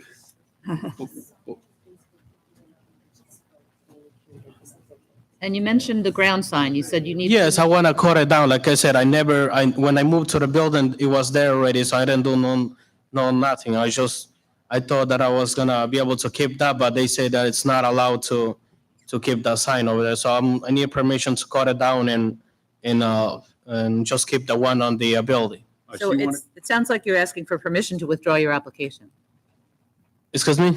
It sounds like you're asking for permission to withdraw your. Yes, but then the first time that I was here, they told me that that sign is not legal because it's not designed on the proper way. So I have to redo it another sign. I talked to my landlord. He doesn't want to do it. So I'm not the owner, so I don't want to do it either. So I told him I'm not the. Sign. Yes, I want to remove the sign. So then there's, You should have the landlord remove the sign. Yes, he told me if I can do it. I said, he asked me, can you do it? I said, no problem. I can remove it, no problem. but if you're gonna remove the sign and you've already removed the cabinet sign, then there's no reason for you to apply. Yeah, but I want to keep at least the sign on the building, not the sign outside on Monto Highway. But it's not a cabinet style, right? Yeah, no cabinet style. The cabinet, I remember take it out. It's out already. If he just wants a facial sign. Yes, I just want the facial side, yeah, I have the vinyl. It's just a vinyl. It's not nothing. No, I don't think the size was the issue. Yeah. Yeah, it was just having the type of sign. Okay, then, There's nothing before it. enough. Right, so then we're gonna deny your application because you've already removed the cabinet Okay, and it's just gonna have a facial sign. okay. It doesn't need a variance for that. I don't need application for the vinyl, for this on the, No, you need an application. You don't need a variance. You need an regular sign for Something on the call that he's asking. Right. I have to reapply it again? Trying to make sure- I don't really understand. I understand that. Okay, Call again and redo the permit. redo the permit again with the, okay, You so, don't have any- You don't have to come back here again. okay, so just have it redo it again and I don't have to come back here anymore? Right, we're gonna deny your application because you're not looking for anything, Okay, no problem. right? All right, thanks. So can I get a motion to deny the application? Is there anyone else that would like to be heard? I'm sorry, is anyone else like to be heard on this? No, I'm sorry, I'll make a okay. motion to deny the application. Second. All in favor? One question, sir. Do I need permit to get the sign down or no? That was my question. To take the sign down. To take the sign down, just to cut it down and remove it. We're not that efficient. Okay, no problem. All right, so I'm just gonna do it on my own and that will be it. Oh, Building permit. One cut. okay, thank you. Don't let it fall on anybody. No problem, don't go. I'll take care of that. Thank you so much. Measure twice. I don't have a feeling someone's gonna get it. May I represent?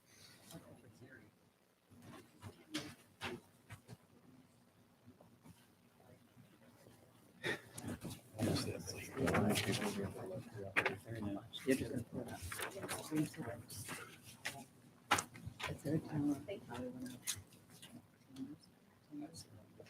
all they want, is this all they want to do is put this one in?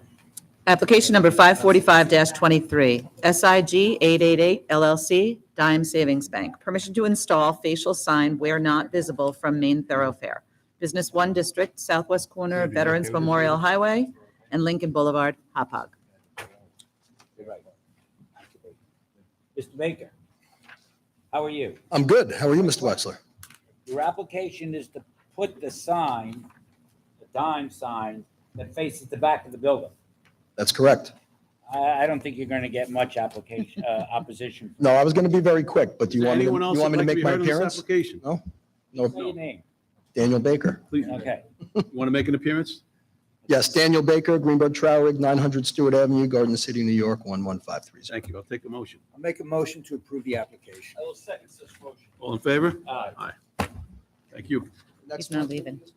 Doubt it. Hope so. I don't think so, Yeah. Jim. Application number 300-23, adjourned from April 25, 2023, and June 6, 2023. Dominic Bertucci. Permission to elevate dwelling, leaving side yard of 9.75 feet instead of required 10 feet, and total side yards of 19.75 feet instead of required 25 feet. To erect first floor decking with shower and second floor decking, leaving side yard of 9.5 feet instead of the required 15 feet each. Second floor decks, leaving side yard of 9.75 feet instead of required 15 feet. Additions and all decking resulting in floor area ratio of 42.6% instead of permitted 30%. Residence BAA District, west side of East Lighthouse Walk, 180 feet south of Cedar Court, Kismet. Good evening, and again, for the record, Daniel Baker, Greenberg Traurig, 900 Stewart Avenue, Garden City, New York, 11530. Good evening, Mr. Chairman, members of the board. Before I get into anything, I would like to amend the call tonight. There has been a revised plan that was submitted, a denial letter that was issued on August 8th after the notices went out. So I just want to correct the call if I could. I think the easiest way is to look at the call itself. In the first part of it talks about permission to elevate the dwelling, leaving side yard of 9.75 instead of the required 10 feet, and total side yards of 19.75. I'm sorry, I don't mean to interrupt you. Yep. We see this was adjourned from April and also June. That's correct. So our memories are not as good as yours. Have you amended this application since June? Or is it the Yes, same it was, no, it was amended, and then there was a revision recently that tweaked this so that the denial changed, which in turn is changing the call. And is there, just another question. Sure. Is there precedent for what you want to do here? Precedent for the overall application? Yeah. like Yes, we believe there is. 42.6 instead of 30. Yes. Is there precedent? There is. But let him- And I will do you- go do into you that in wanna modify detail. the call? I'm sorry? How do you want to modify the call? Let's address it. So when talking about, it says to erect first floor decking with shower and second floor decking leaving side yard of 9.75 feet. Yep. It should say to erect first floor decking with shower, leaving side yard of 11.75 feet, not 9.75, instead of the required 15. Okay. And then second floor decks leaving 9.75 instead of 15. And then it goes on to the floor area ratio. Instead of 42.6%, it should be 42.1%. One. Okay. Motion second? What? No. Motion second to amend, or? Yeah, I'll take a motion then to make those modifications to the application. Motion to amend the application. All right, a second. We got that. All in favor? Aye. All right, so the application's been modified. Thank you very much. So I'll get right into things. I did submit to the board, and everybody should have a copy of a statement in support of the application. It not only has a statement, but certain exhibits. I'm going to go through the statement a little bit and then ask the architect, Michael Dunn, to get up and give you a little more color on the changes that have been made to the plan since the last time this was before the board.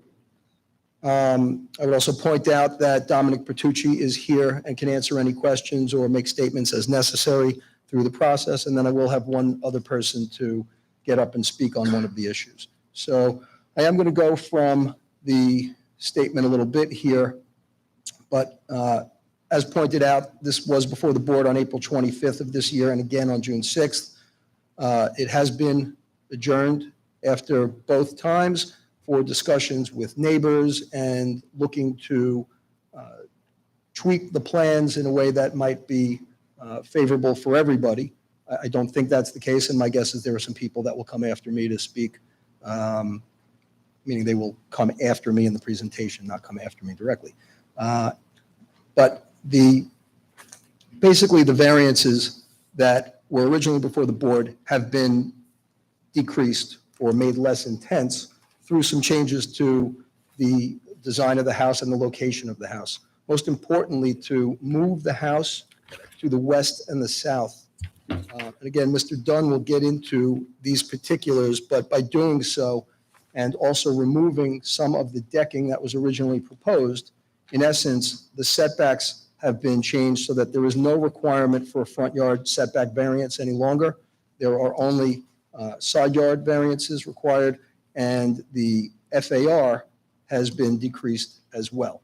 So they are what we believe to be significant changes that have made some material improvements to the application.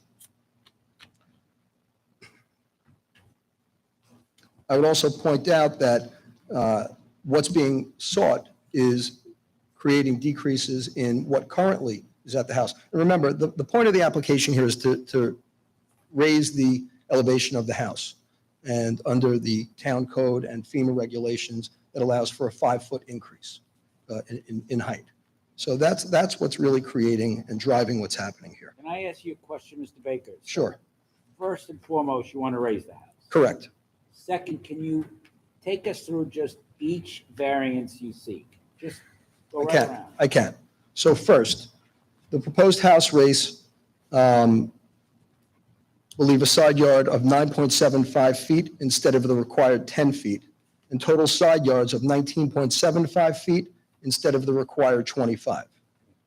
But it should be noted that the 9.75 feet measures to the cantilevers, and the actual dwelling structure is set back to a compliant 11.75. Less than 6 inches. Right. Okay. The proposed first floor decking with shower will leave a side yard setback of 11.75 feet instead of the minimum 15 as well. A proposed second floor deck would leave a side yard setback of 9.75 feet, again, instead of the minimum required 15 feet. And all of these proposed additions and decking will result in a floor area ratio of 42.1% instead of the maximum permitted 30%. I would also point out that the current FAR of the existing house is 44.8. So a good amount higher than what is proposed. So this is a substantial change from April and June. That's correct. Somebody got the memo. We believe so. Okay. To your point earlier, there are 8 decisions that we have attached to this statement in support. I won't go through all of them, but they are all in line or more intense than what is being sought by our application. Playing They're the all precedent card, huh? playing the precedent card, and there are 8 of them. So, the board likes that, and if you have it, it's a good card to play. We have them, and we believe they are fully supportive of what we're looking for. I will also take you to, so those decisions are all Exhibit A to the statement. Exhibit B to the statement is a series of pictures. You can look through them, but I think generally what I would point out about them, there are some aerial photos that show not only the subject premises, but the surrounding properties as well. There are also some photographs that were taken from the rooftop deck, which of course we believe is a point of contention for some of the neighbors. And I think the story that all of this is showing is that the house as it exists now, and likewise as it is proposed, is in keeping with the character of the neighborhood and the surrounding area. This is Fire Island. Houses are built to have views. Houses are built to be at the beach and so forth. They all have views. They all look at each other. This is not a heavily wooded neighborhood. So, somebody might say, well, this is a problem because you're looking in at me. Well, they're looking in right back. I mean, that's just the nature of how these houses are developed.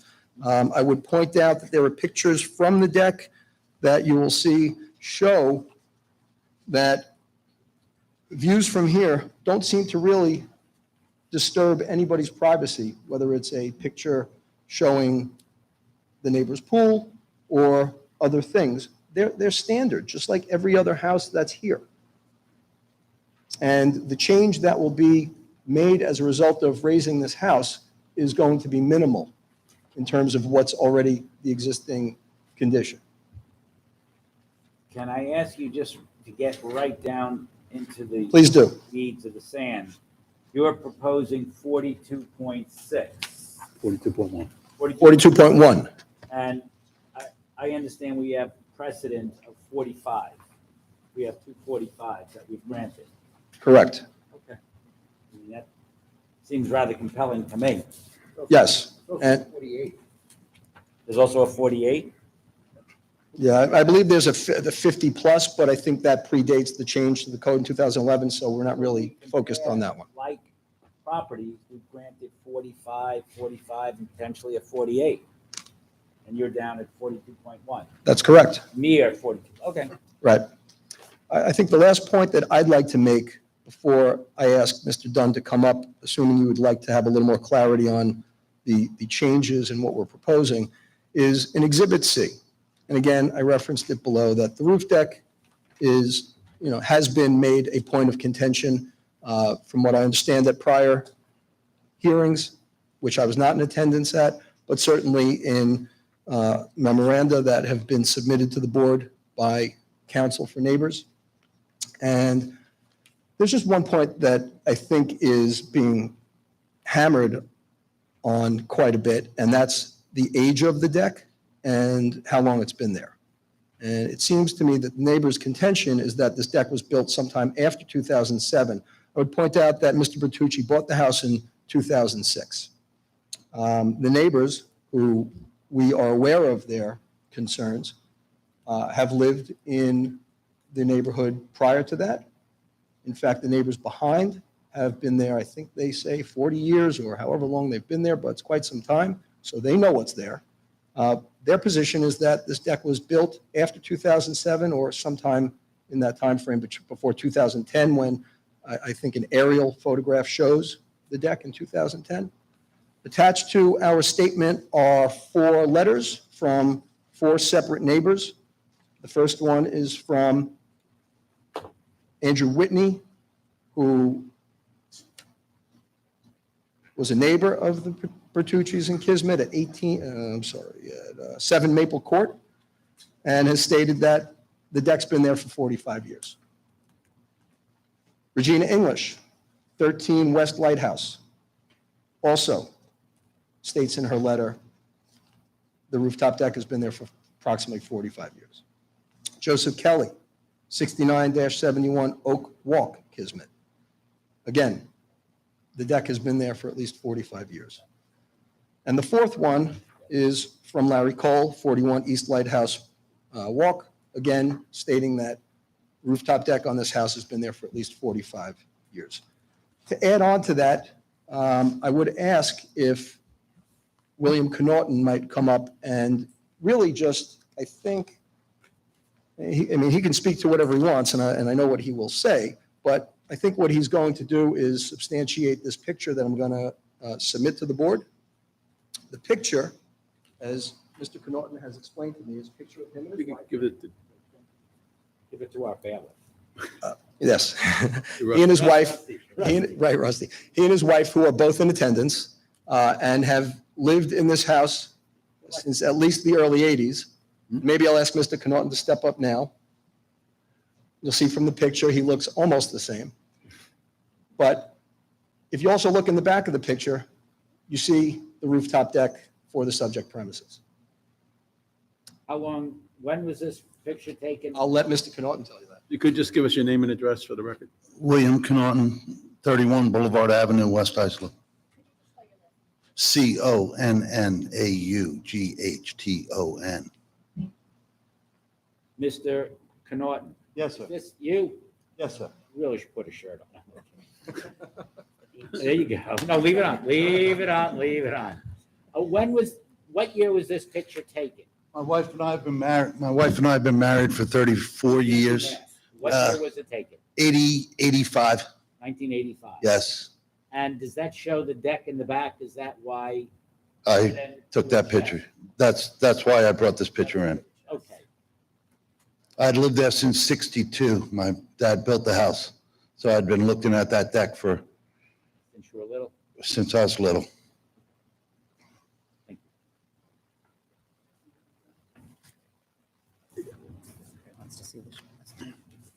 I don't think we have any other questions on the picture. Thank you. Thanks, Bill. Thank you. So at this point, if you do want to hear more specifics about the changes to the proposal, I could ask Mr. Dunn to come up. I don't know if you need that or not. Why don't we do this? My suggestion is, let's hear, I see an attorney chomping at the bit to come up.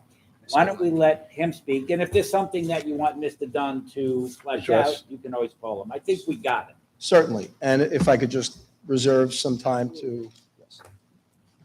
Okay, thank you very much. Is there anyone else that would like to be heard on this application?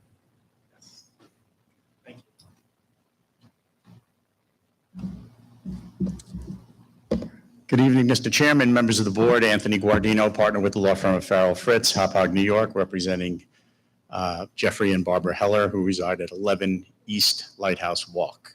Good evening. Nice to see you. Before I, I'm sorry? Heller. Before I start, I had submitted a letter. I'm not sure everyone has a copy, or if you received a copy. I emailed it to the zoning board. I don't know. You emailed it to me.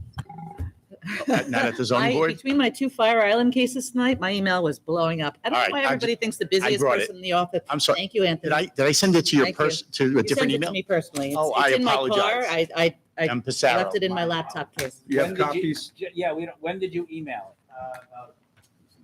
it? Yeah. I'm gonna start the out of office There's no time at like noon. the last minute, right? I am sorry. All right. No, it's And I'm sorry, funny. I apologize to the board. Teasing mostly because they They should all be the same. Yes, did okay. mention that you'd have enough to give out to the board. Oops.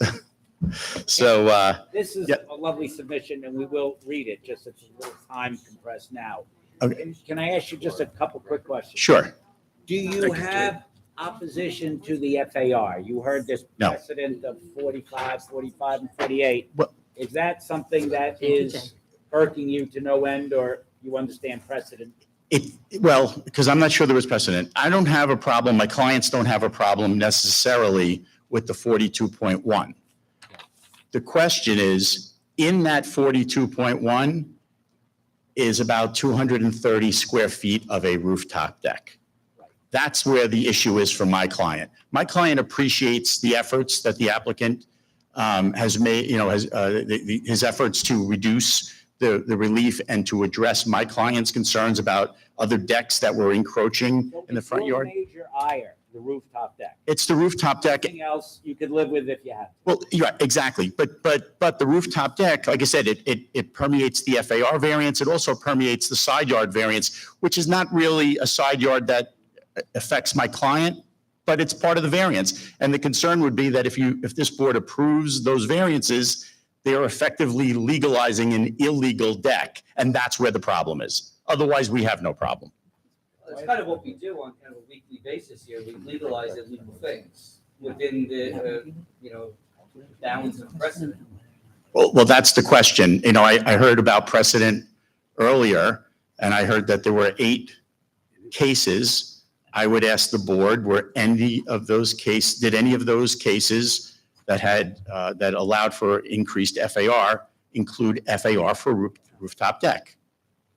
I don't know if we do it at such a granular level. Well, it's, Hang on. Always enough. It could be part of what makes up the FAR if it's over, but it's not always enough called in. Right, If it's- it's within the setbacks, it won't be enough called in. Right, if it's within, did you get that? but it's not. It's not within the setbacks. It encroaches, the rooftop deck encroaches. Right, but I'm saying if there are other houses that could also have a rooftop deck that are also going above the FAR, FAR, but it just wouldn't be noted in Yeah. makes FAR over what's permitted. I understand, I understand, but I don't think there are any, I'm not aware of any rooftop decks in the area. So I don't, I don't see the precedent. Yes. Application 607-09, George W. and Linda M. I can't say that. Meyer. Permission to. Klaus Meyer. Yeah. Having side yard of 1 feet, FAR 47.2%. Yeah. 2009. Okay. I mean, I don't have anything that, Address is 26 East Lighthouse Road. what was the date of that? Mr. Nicolia? 2009. Okay. Okay. Yeah, Okay. it's a one-story house. It's a once, okay. So that, again, Wait, sir, you can't do that. okay. So again, I don't, I mean, I think we have to compare apples to apples here, and I just don't think that's the case. We have a very unique situation where we have a house that has I would say, third-story rooftop deck. I don't even call it whatever you want, but it's on the roof of the second story. So it's above the second story. And it's, We have, again, go ahead. you're more familiar with this application, Mhm.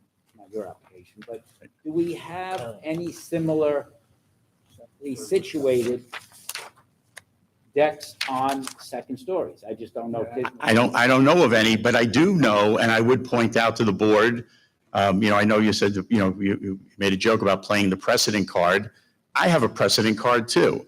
I have the Velicic application that was decided by this board unanimously in 2002, where the board considered an application to construct a rooftop deck similar to this rooftop, where this rooftop deck is, on 2 blocks over in Kismet, 3 lots in from the ocean, just like Bertucci, and this board denied it unanimously on the basis that it would be a tremendous invasion of privacy, which this rooftop deck is. If you look at the photos in my letter, you can clearly see that, you have a perch sitting on top of the roof of a home at the 3rd story, looking into people's homes.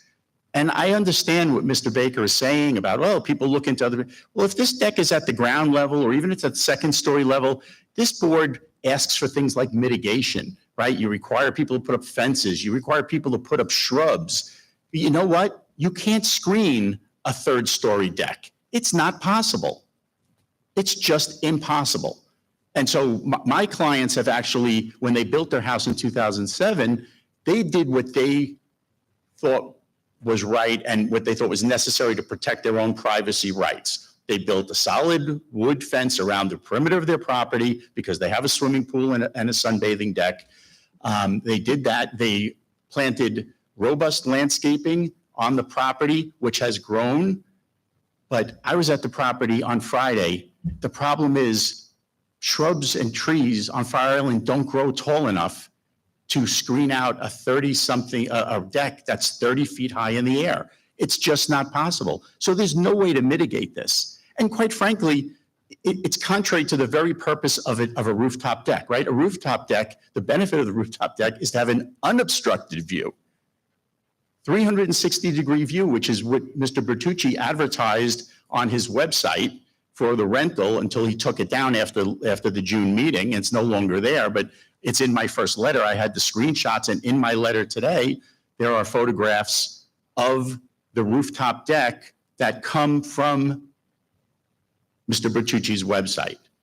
And, he touts this as having a 360-degree view, of the area. Yeah, but that area includes people's bedrooms. It includes people's pools. It includes people's sun decks where the neighbors are sunbathing and their guests are sunbathing.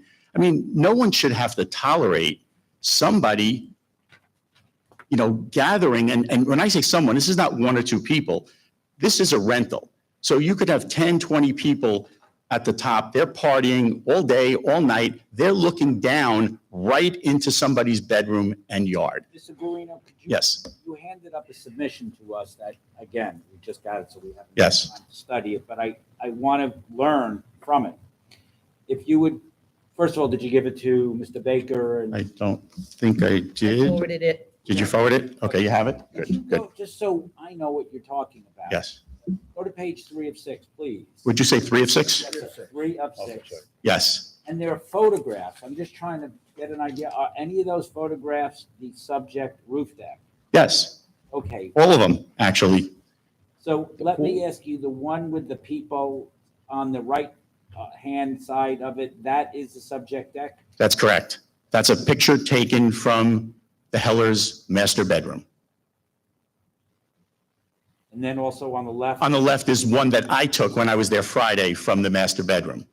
There were just a couple of people on the roof that day. When I took the picture, I'm not sure there was anyone, I didn't see anyone And on then it when I took the below picture. is, I'm imagining your client's pool.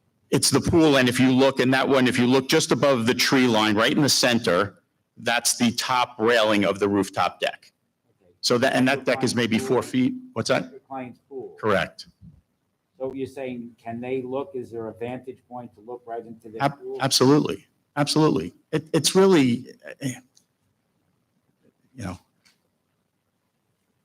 it's really not the right thing, you know, and this board shouldn't, in my opinion, be allowing things that just, you know, that violate the code, that are offensive to neighbors. And again, I think you're going to hear from others neighbors as well. I think Mr. Epstein is here. He's another neighbor who is going to testify. His letter was included in my packet, but, you know, he has the same privacy concerns as the Hellers have. And our code says that these types of decks are verboten, they're not permitted at all? Decks above, well, it mentions decks, and there is no precedent for rooftop decks that I'm aware of. And I understand Mr. Nicolia just pointed to one, but that's one. And I have, you know, precedent that's in I think a much more similar situation. Again, I haven't read that, so I don't know that, but it's the facts of the Velicic case that I attach they're just eerily similar to this application. And if you read in there the passage, it's just one paragraph, it sums up the entire concerns of my clients and the neighbors. I mean, yeah, if I can just, I mean, it's bad enough, and again, I understand what Mr. Baker's saying. The homes are close, and my clients understand that. That's why they put their own fence up, and that's why they put the landscaping. Listen, everyone knows people are living on top of each other, but you work it out and you do that. When you take it a step further and you put a perch at the top where people can gaze down into people's yards, I just think that's unacceptable. Yes. Your client is the big house that's oceanfront with the pool right there? Correct. What is there's like on the northern end of the property, it looks like there's a roof deck, but I can't really tell. What is that? It is not a roof deck. It is a space where there's mechanical equipment and there's an ability to go and climb up there, but the ladder that goes, I was in the house, the ladder does not come to the floor. It's literally something you got to jump up on and climb up on. It's not a place where people gather.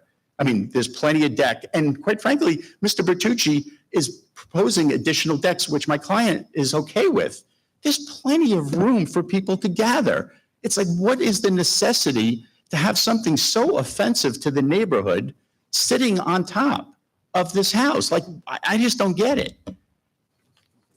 And you know, applying the factors of the variance test, I mean, what is the benefit? When you think of the possible benefit to Mr. Bertucci, the only things that I could think of is that he ends up with more deck space. Great. All right, so the spatial, benefit. Maybe he gets more money because obviously he's front and center. This roof deck is front and center of his website, so he must get a lot of money. Honestly, the deck must be a lot of fun. It is a great spot if you're the one on the deck. It's not a great spot if you're the person who lives around it. But so he can make some more money. Okay, so that benefit, how could that benefit be achieved? It's achieved by all the additional decks that he's building. So he's going to have a lot more decking. Mr. Gore, Yes. I don't mean to interrupt Go you. ahead. I Please. pointed out by our chairman, the decision, the Veljacich. Okay, you did a better job than me. Veljacich. Yes. And that is from August 6th of 2002. Correct. Just, I want you to correct me if I'm wrong. On page 2, it appears that the board denied the application because they were seeking 52% FAR. It looks like that was the reason for the denial, because it was 52%. I disagree, because if you read the decision, I'm sorry, do I have a copy here? Does it specifically say? Yeah, here it is. So when you read the decision, okay, okay, here. Is that where it says in the fact that the house Yeah. already had it? Yeah, there is no really, since the applicants wish to construct a deck essentially on top of a second story, it's exactly the situation. This deck would unquestionably affect the privacy of the adjoining homes to the south, exactly our situation, and to the north and to the east and west, in our case. Since this house is only 3 in from the water, same situation, exactly. Obviously, people who enjoy the outdoors and people standing on their 3rd floor deck or even sitting on it will be looking right down into the neighbor's house and yard. Those neighbors are my clients in this case, and the Pardos and the Epsteins. Therefore, it is the board's opinion that it would adversely affect the adjoining property values, since it is a substantial relaxation and the hardship would be totally self-imposed. The applicants already have property improved with a 2-story frame house, blah, blah, blah. But I just want to finish. The board finds that the degree of relaxation is too severe and there is no precedent for us to grant anything like it, nor would we wish to create one. So, I mean, I think that passage is talking about the deck, because that doesn't apply if it's ground floor decking. All of that was said there, that doesn't make any sense. This board was focused on the rooftop deck. That's what this case is about. You know, and my concern is that if this board, and this board, you know, more so than other boards that I appear before, is very concerned about precedent. And it should be concerned about precedent in this case, because you're on fire. What's that? Not all. Well, sometimes you have different cases that have unique facts. I don't have unique facts here. There's nothing special about this house. It's just a house with a rooftop deck. Well, everybody comes in here and says it's unique. Well, this one is not. But you're on Fire Island, Mr. Wexler, you know well. But a lot of homes have flat roofs. They have low-pitched roofs. Those roofs are conducive to rooftop decks. You approve this, you will open the floodgates. Because how do you stop the next person who wants to build a rooftop deck so that they can look down into other people's yards? How do you do that?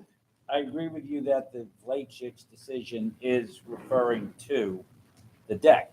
Building this 16 by 24-foot deck, 2 stories high in the air, would not be in keeping with the concept of the code. So Right, that's exactly it. I mean, it's, you know, I mean, it's, you know, it's good for the goose is good for the gander. You want to use precedent in one way, you can't ignore the precedent that doesn't support the application.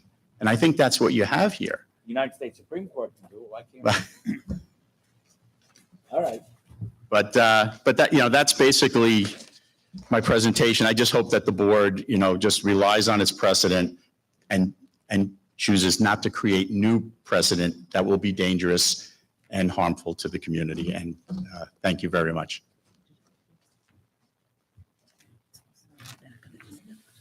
Do you want me to address the precedent issue now or let the other speakers? speak? Well, let other people.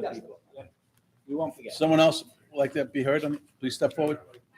Please step forward, sir.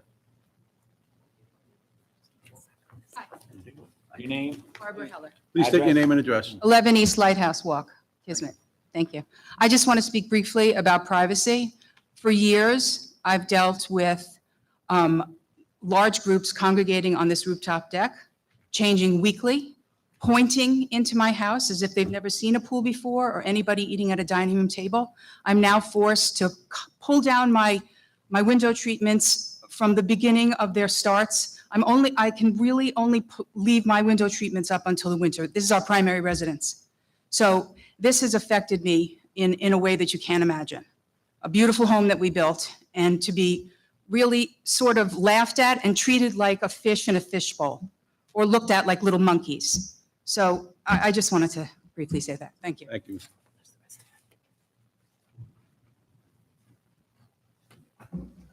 Good evening, Mr. Chairman, members of the board. My name is Elliot Epstein. I reside at 22 East Lighthouse Walk, Kismet, New York, adjacent to Mr. Bertucci, one lot to the north. I have lived in this same summer home since 1990, seasonally, and I have been a neighbor of Mr. Bertucci since 2006. I have previously summered in Kismet literally since the late 1970s, as my father used to also have a home in Kismet. Having said that, I have seen many new construction projects over the years. Few, if any, however, with the scope that Mr. Bertucci had filed for. Now, I do understand there's been amendments to the plan, and it's not asking for the original FAR, but the original plan called for 8 different variances, seeking relief, many for which were cause for consternation for us. Our concerns about the project are as follows. We feel, figuratively speaking, Mr. Bertucci is asking for the moon, the stars, and the sun, all of which, unfortunately, profoundly affect and impact our privacy and also our property values. First, I want to address this roof deck included in the request for the FAR relief. No certificate of occupancy currently or has ever existed or put on file with the building department in reference to this roof deck, as independently verified by me via a FOIL request and read into the record on April 25th. In reference to this, in reference to that 25th, it would be in the exhibit package Gerald Glass submitted, Exhibit E, submitted into the record at that time. To my knowledge, this roof deck was not constructed until after 2007. This is supported by Google Earth historical imagery. I have a picture of that, if I can submit it. I wasn't able to attach it to my hand-delivered letter today.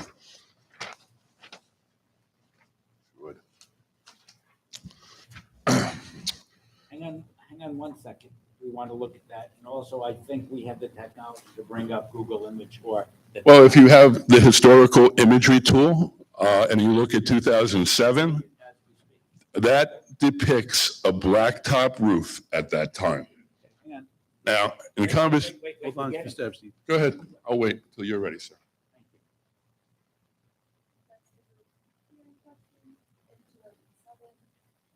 Can you zoom in on it? Yeah, can you zoom? Okay, so zoom out. The question is whether or not Is that's that a deck. deck? That's in 2010. This is it in 2007. And what does it look like now? Looks like the same thing. It looks, can you go before 2005? 2004. Yeah. 2001. Then there was nothing there. Might be this. Yeah, that's, Yeah. I mean, it does look like there was a deck there before 2000. That doesn't mean that it's okay. We're just saying. If I can make a comment. second, Mr. This is what the GIS seems to show. I don't know. Mr. Wexler, if I could clarify, the deck may have existed before 2007, but conversations with Mr. Bertucci and myself, it was dismantled and rebuilt because of a leak in the roof. So as far as I'm concerned, it started in 2007. Okay, just want to make that point. Since 2007, this roof deck, which overlooks my front deck and is located outside our master bedroom on the second floor, has been a constant invasion of our privacy and the right of quiet enjoyment of our front deck. It should be noted that Mr. Bertucci rents his home on a weekly basis and has promoted these rentals for over 15 years with his rental website, www.kismetbeachhouse.com. New groups of 10 or more occupy this property, finding it on Google search or rental websites. The house turns over on a weekly basis from May right through October. Many of these short-term tenants have little or no regard for the noise ordinances of the town of Iceland. This roof deck has been the cause of many sleepless nights, I can assure you. In addition, the loud talking and in some cases music and boombox pointed at my bedroom window has been a constant thing. In addition to the feeling of constantly being watched, either through the window of our bedroom or when sitting on our front deck from above, we constantly feel like we're being watched and respectfully request the board not approve this essentially illegal, extremely intrusive roof deck. In support of denying the portion of the FAR requested, my attorney, again, Gerald Glass, had submitted on April 25th to the ZBA Exhibit C, which has already been discussed, and I can skip over it, but it is a precedent of a house seeking a roof deck that was actually a story lower. Okay, so noted. I just wanted to be sure the board realized that it had been denied previously and at 3 lots off the ocean, essentially in the same location. Mr. Bertucci is requesting to leave a side yard or east yard, what I call walk facing of 19.75 in lieu of 25 feet. This plan calls for raising the house and erecting what I call twin decks on the first and second floor. The FAR required to build both of these decks makes the relief, at least in the beginning, at the very top of the precedent set for the Kismet Hamlet. Can I just help you a second to summarize? You don't want the deck because it's an invasion of your privacy. Especially speaking to the rooftop deck, but I have more to say, Mr. Wexler. Okay. There's a time limit though. You don't have all. I'm almost done. Sir, you gotta listen. All right. How much more time do you need? I would need 2-3 more minutes. Yes. Okay. So I can find where I was. I'll give you another 30 seconds. Okay. FAR attorney. So the Exhibit C for Mr. Velacek, we covered that. We're covering the fact that he's asking for relief. And I want to make another point that Mr. Bertucci will also have a south-facing deck, a west-facing deck, and is requesting 2 east-facing decks. We feel to see why it needs to be double-tiered. As I mentioned before, I have been around Kismet for some 40 years. To my knowledge, there is only one home in town that has tiered decking. It is known as triple decker. However, it should be noted that the width of those decks are 4 to 5 feet or boardwalk sized. The design submitted is absolutely out of character for the hamlet of Kismet. To my knowledge, no such decks depicted in the plan exist currently in town. More importantly, no home up and down East Lighthouse Walk exceeds the 25-foot setback, as demonstrated by the Google satellite image Exhibit B submitted to the record on April 25th. So in closing, Mr. Wexler. Don't rush for me. He's only talking to you. Going back to what I said in the beginning, Mr. Bertucci wants to raise his home. I call that the moon. We do not oppose him raising his home, but we do feel it'll have a domino effect on the walk, as when a neighboring home raises, it towers over you and shades your home for some time during the day. Please allow him to raise with our full support. Mr. Bertucci wants to construct new double-tiered decks 11 feet wide and requiring an unprecedented relief of code of 25 feet, what I call the stars. This makes this home unique not only in that way, but is the only home in town with double-tiered walk-facing decks from 2 different floors and raised. We would request to be made either less wide or only have one deck constructed, not a double tiered as depicted in the plan.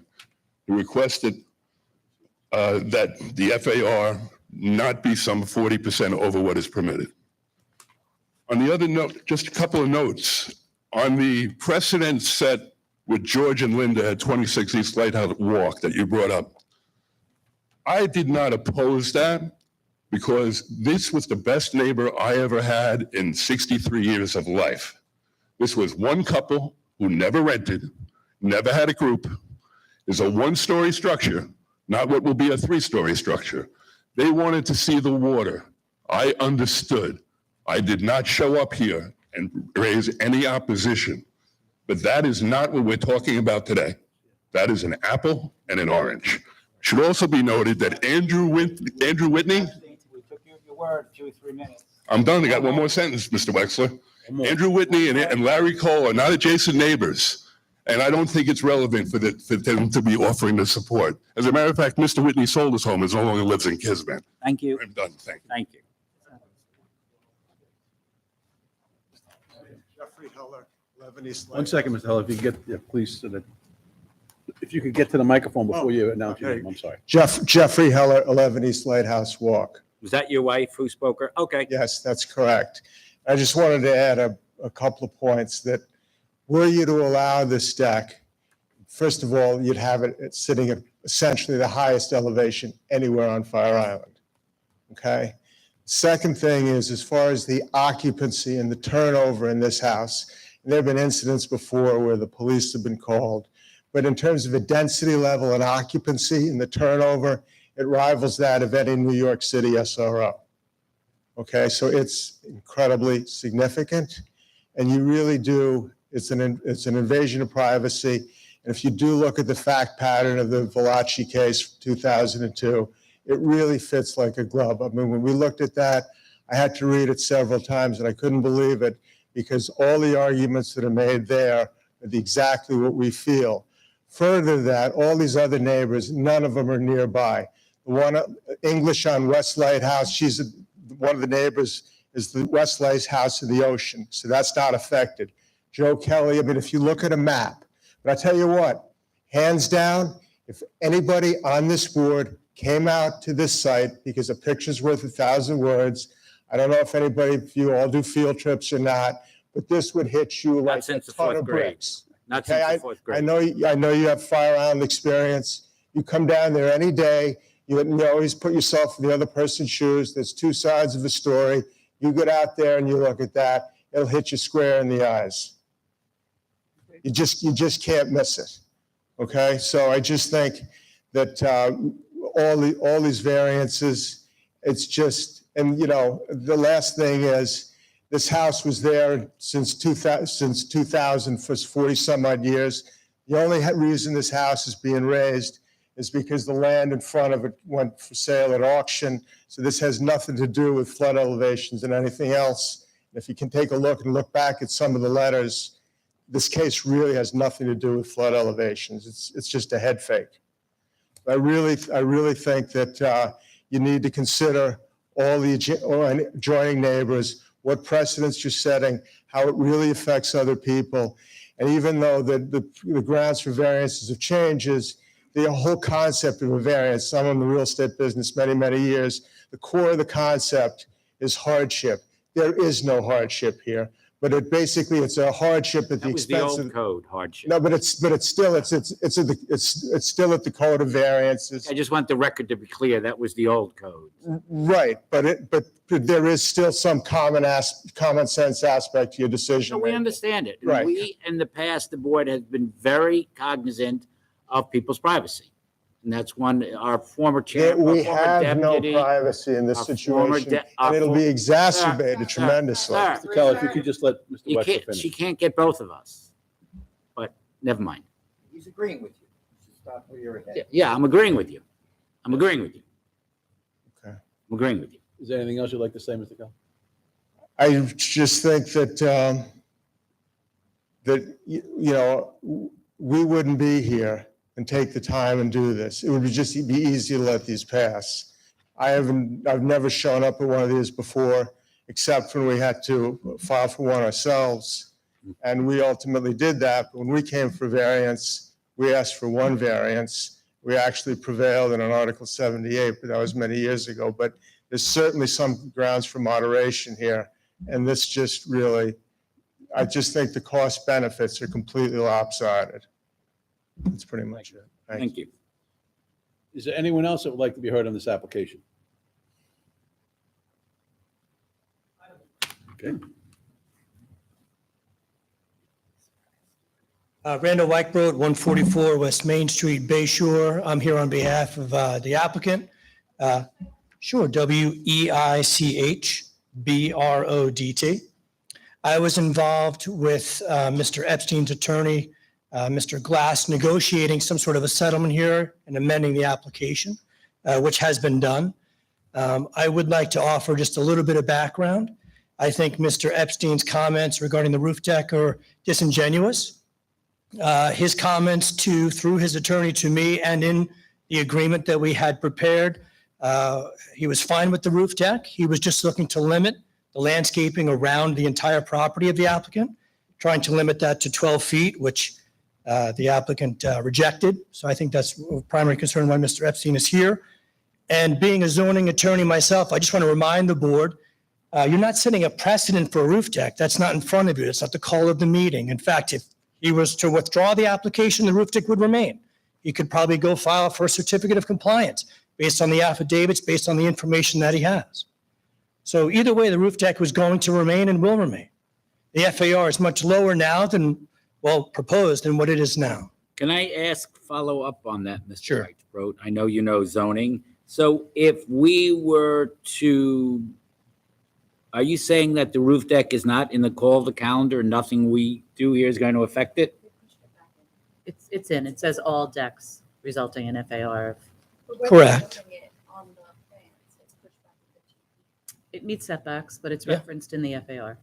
It's met reference in the FAR, but it's existing. And the FAR is 44, 45%? They lowered the FAR tonight to 42.1. Correct. So correct me if I'm wrong, they could chop off some other decks, they could chop off a wing of the house, and still elevate the house and keep the roof down. Correct. No, not necessarily, no. If they reduce the FAR, Well, If they once take they the- exceed 30%, they If would. they take, well, if they take the FAR from somewhere else, they can keep, theoretically. Theoretically, if somebody presents the application and you Right, approve it, but it's not as of right, no. So just so I know, and I'm following up Mr. Weichbrod,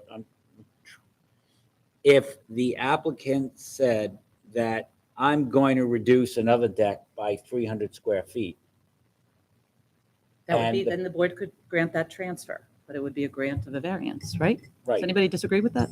well, the side Land yard, use yeah, attorneys out sure. there? However, you're not granting a roof deck. That's not before you. So if we're concerned about precedent, I think we're throwing that word around loosely here. It's not before you, a roof deck. Yeah, yes, it's within the FAR. It is, but it's existing. But if we don't like something, and I'm not saying I like it or don't like it. I mean, I don't love the idea. I do value people's privacy. We all enjoy our privacy.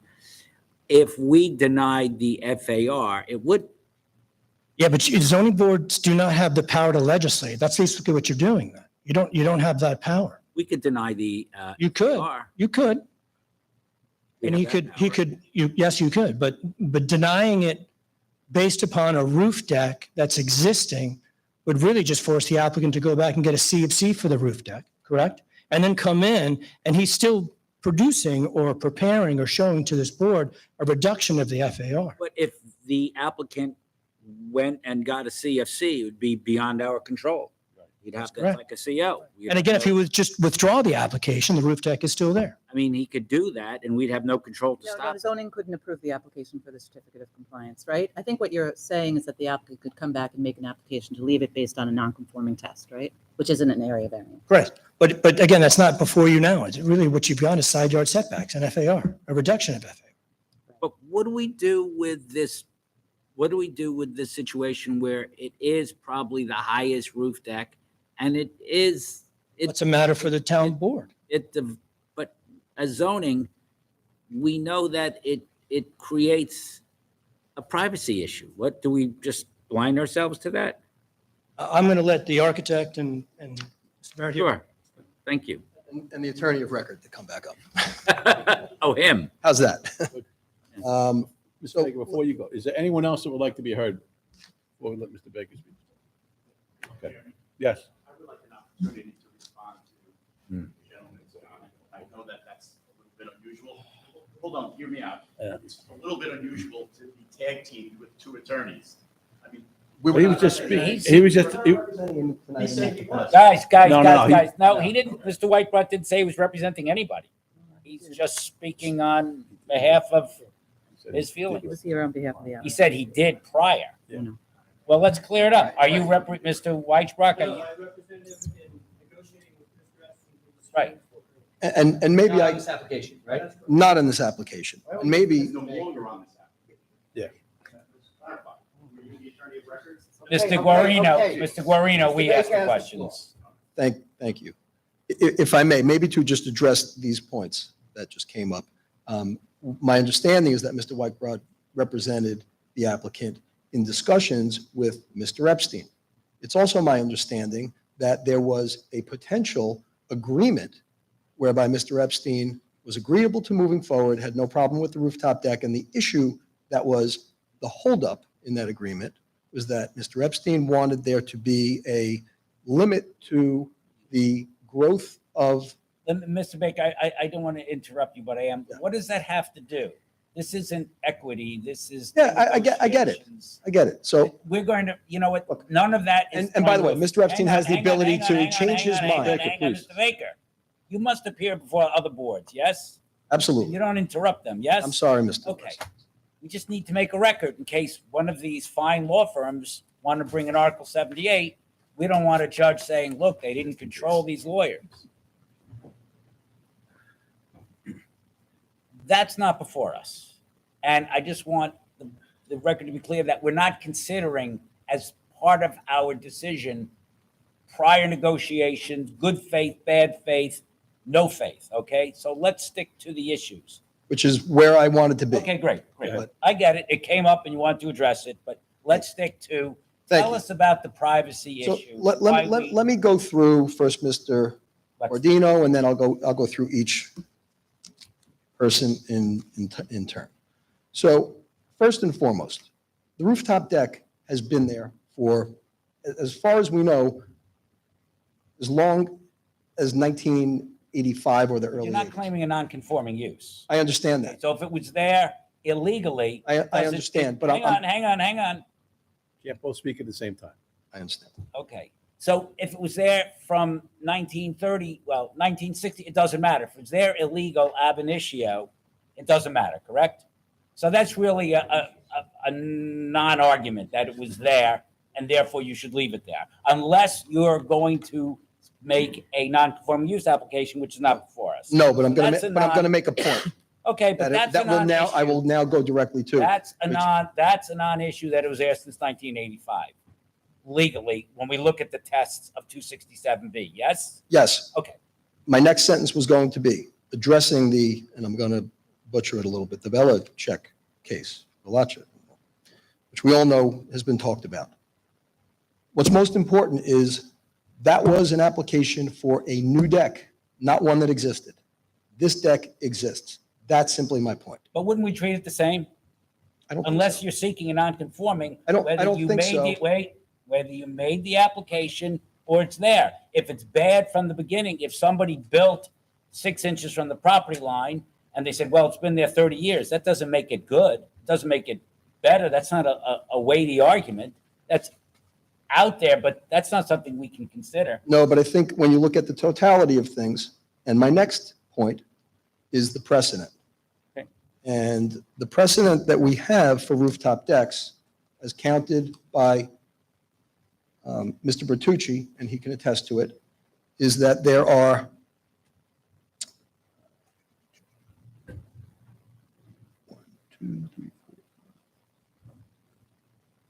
13 rooftop decks presently in Kismet. And We heard 8 before, but 13 is your number? 13. There were 8 precedents we used for the other, there were 8 cases we used for the other precedent. That was for FAR and setbacks. 13 rooftop 13 rooftop decks. As And we they are grant of they the are in Z- our statement. I'm happy to read them out to you, but they are in there. By grants of the zoning board? That I don't know. They just exist. Well, if they're there Are they illegal. CO'd? Yeah, if they're there illegal, what difference does it make? If I steal your car and I say, look, I've had it for 3 days already, does that make it mine? I think that's a little different. That's a criminal act. I don't know that this is a criminal act. Well, it but violates the code, but Mr. Baker, okay. do you know if any of them are CO'd? I don't. Okay. I don't. And we could check and we can come back and we can see, but I don't. I think it's also important to note how many of those roof decks, even if they are CO'd, would be indicated on a certificate of occupancy as a roof deck. It would be incorporated into the FAR. Much like this is. And again, we don't know when it was built. We don't have an exact date. And we don't know if it was okay then or not okay then. So there's a lot of unknowns. I'm just making the point that they exist. It's not like this is the one and done. Also, I'll point out the house in front, as was brought up, the house right in front of this property going south towards the beach is much higher than this property. So this is not the highest quote unquote perch on Fire Island. And I don't know, I can't speak to every other house on Fire Island and other communities, but it's certainly not the highest one in terms of the two right next to each other.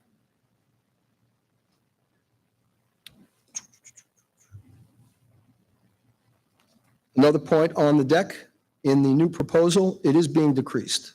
And that also relates to the 2002 case, which was a bigger deck that was proposed, the rooftop deck. So in this instance, the current rooftop deck is 340 square feet. The proposal is to reduce it to 230.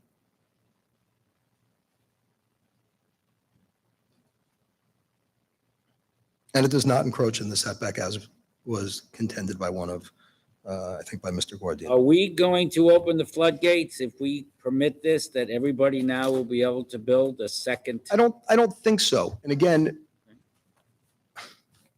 catcalling is disruptive. I'm sorry.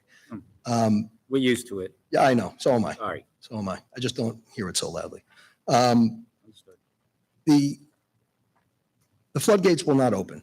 And the reason is, while precedent is very important to this board and to others, maybe not as much as this board, the reality is you can look at cases and should look at cases on a case-by-case basis.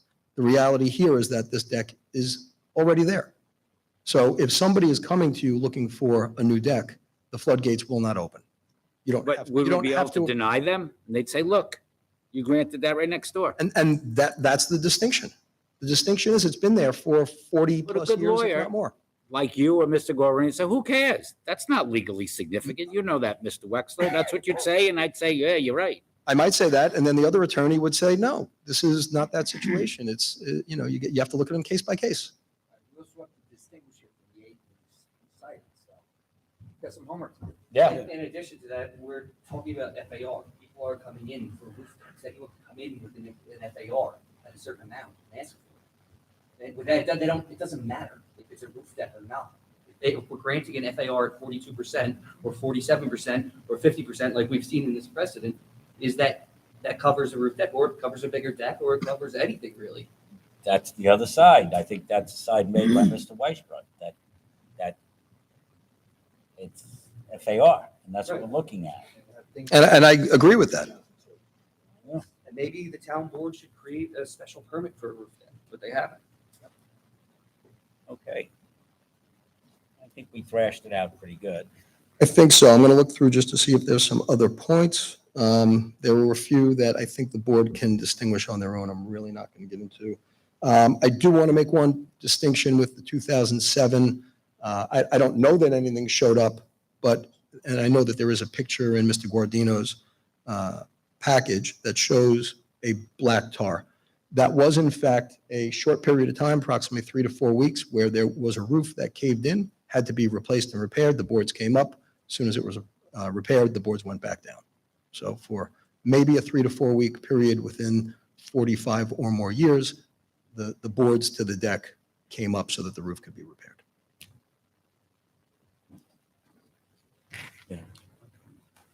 I think I'm going to leave it at that. Okay. Is there anyone else that would like to be heard on this application? Planning, do you have any comments before? No? That there's precedent for a lot of it. On some of the variances? Yeah, there's side yards of 9 feet, 8 feet, 12 feet for second story decks. There's precedent for FAR. And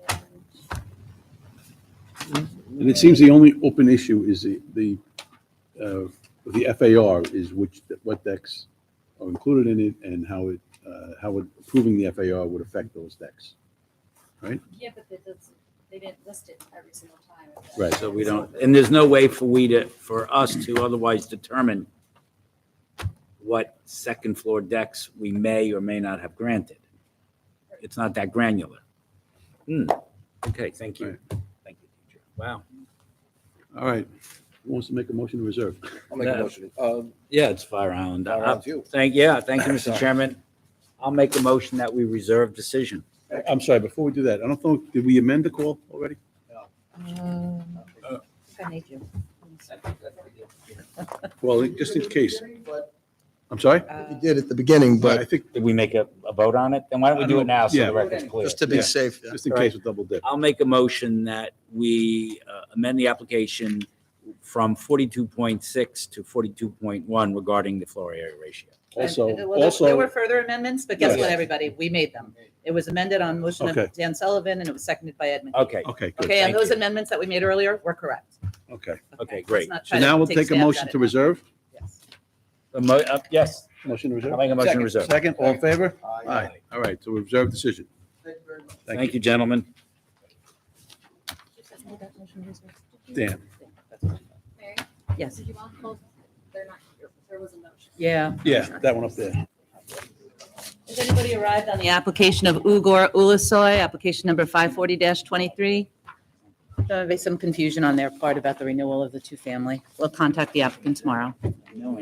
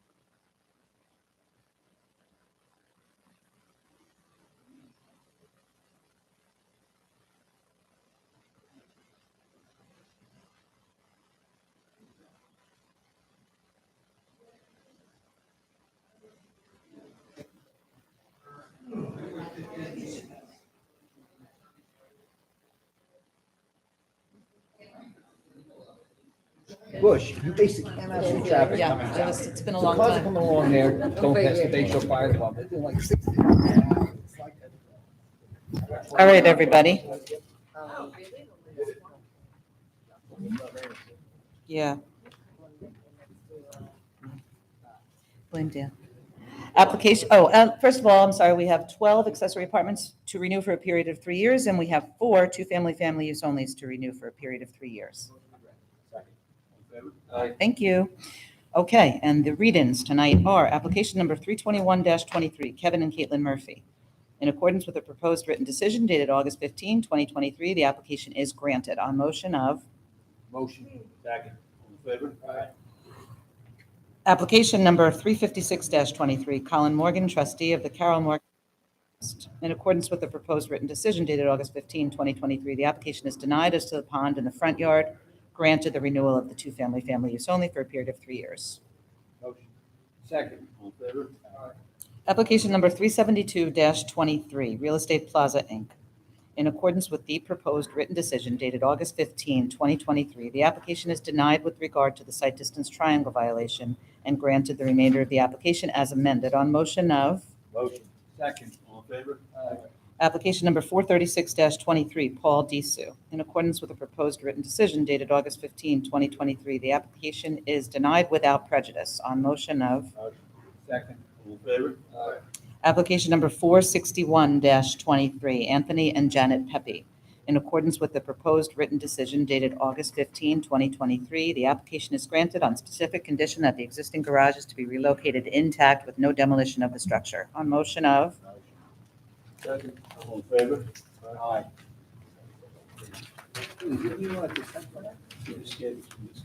Yeah, we're skipping that one. We need a little time on that one.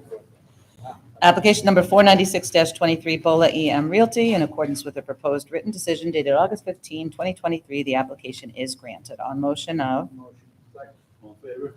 application number 489-23, Tiffany Phillips and Paul Pimpinella. In accordance with the proposed written decision dated August 15, 2023, the application is granted. On motion of Motion. Second. All in favor? that's it. You skipped one. You got that, right? Okay. And- EM Realty, I was in. Hold on, you want to go off the record for a second? Yeah, I was. Reviewed the record. Yes, I You did. would agree with us. I probably shouldn't have had you make the motion. but- You can feel your presence. Yeah, we're done now. Everybody usually. We're done now. Thank you very much. Jordan, do you have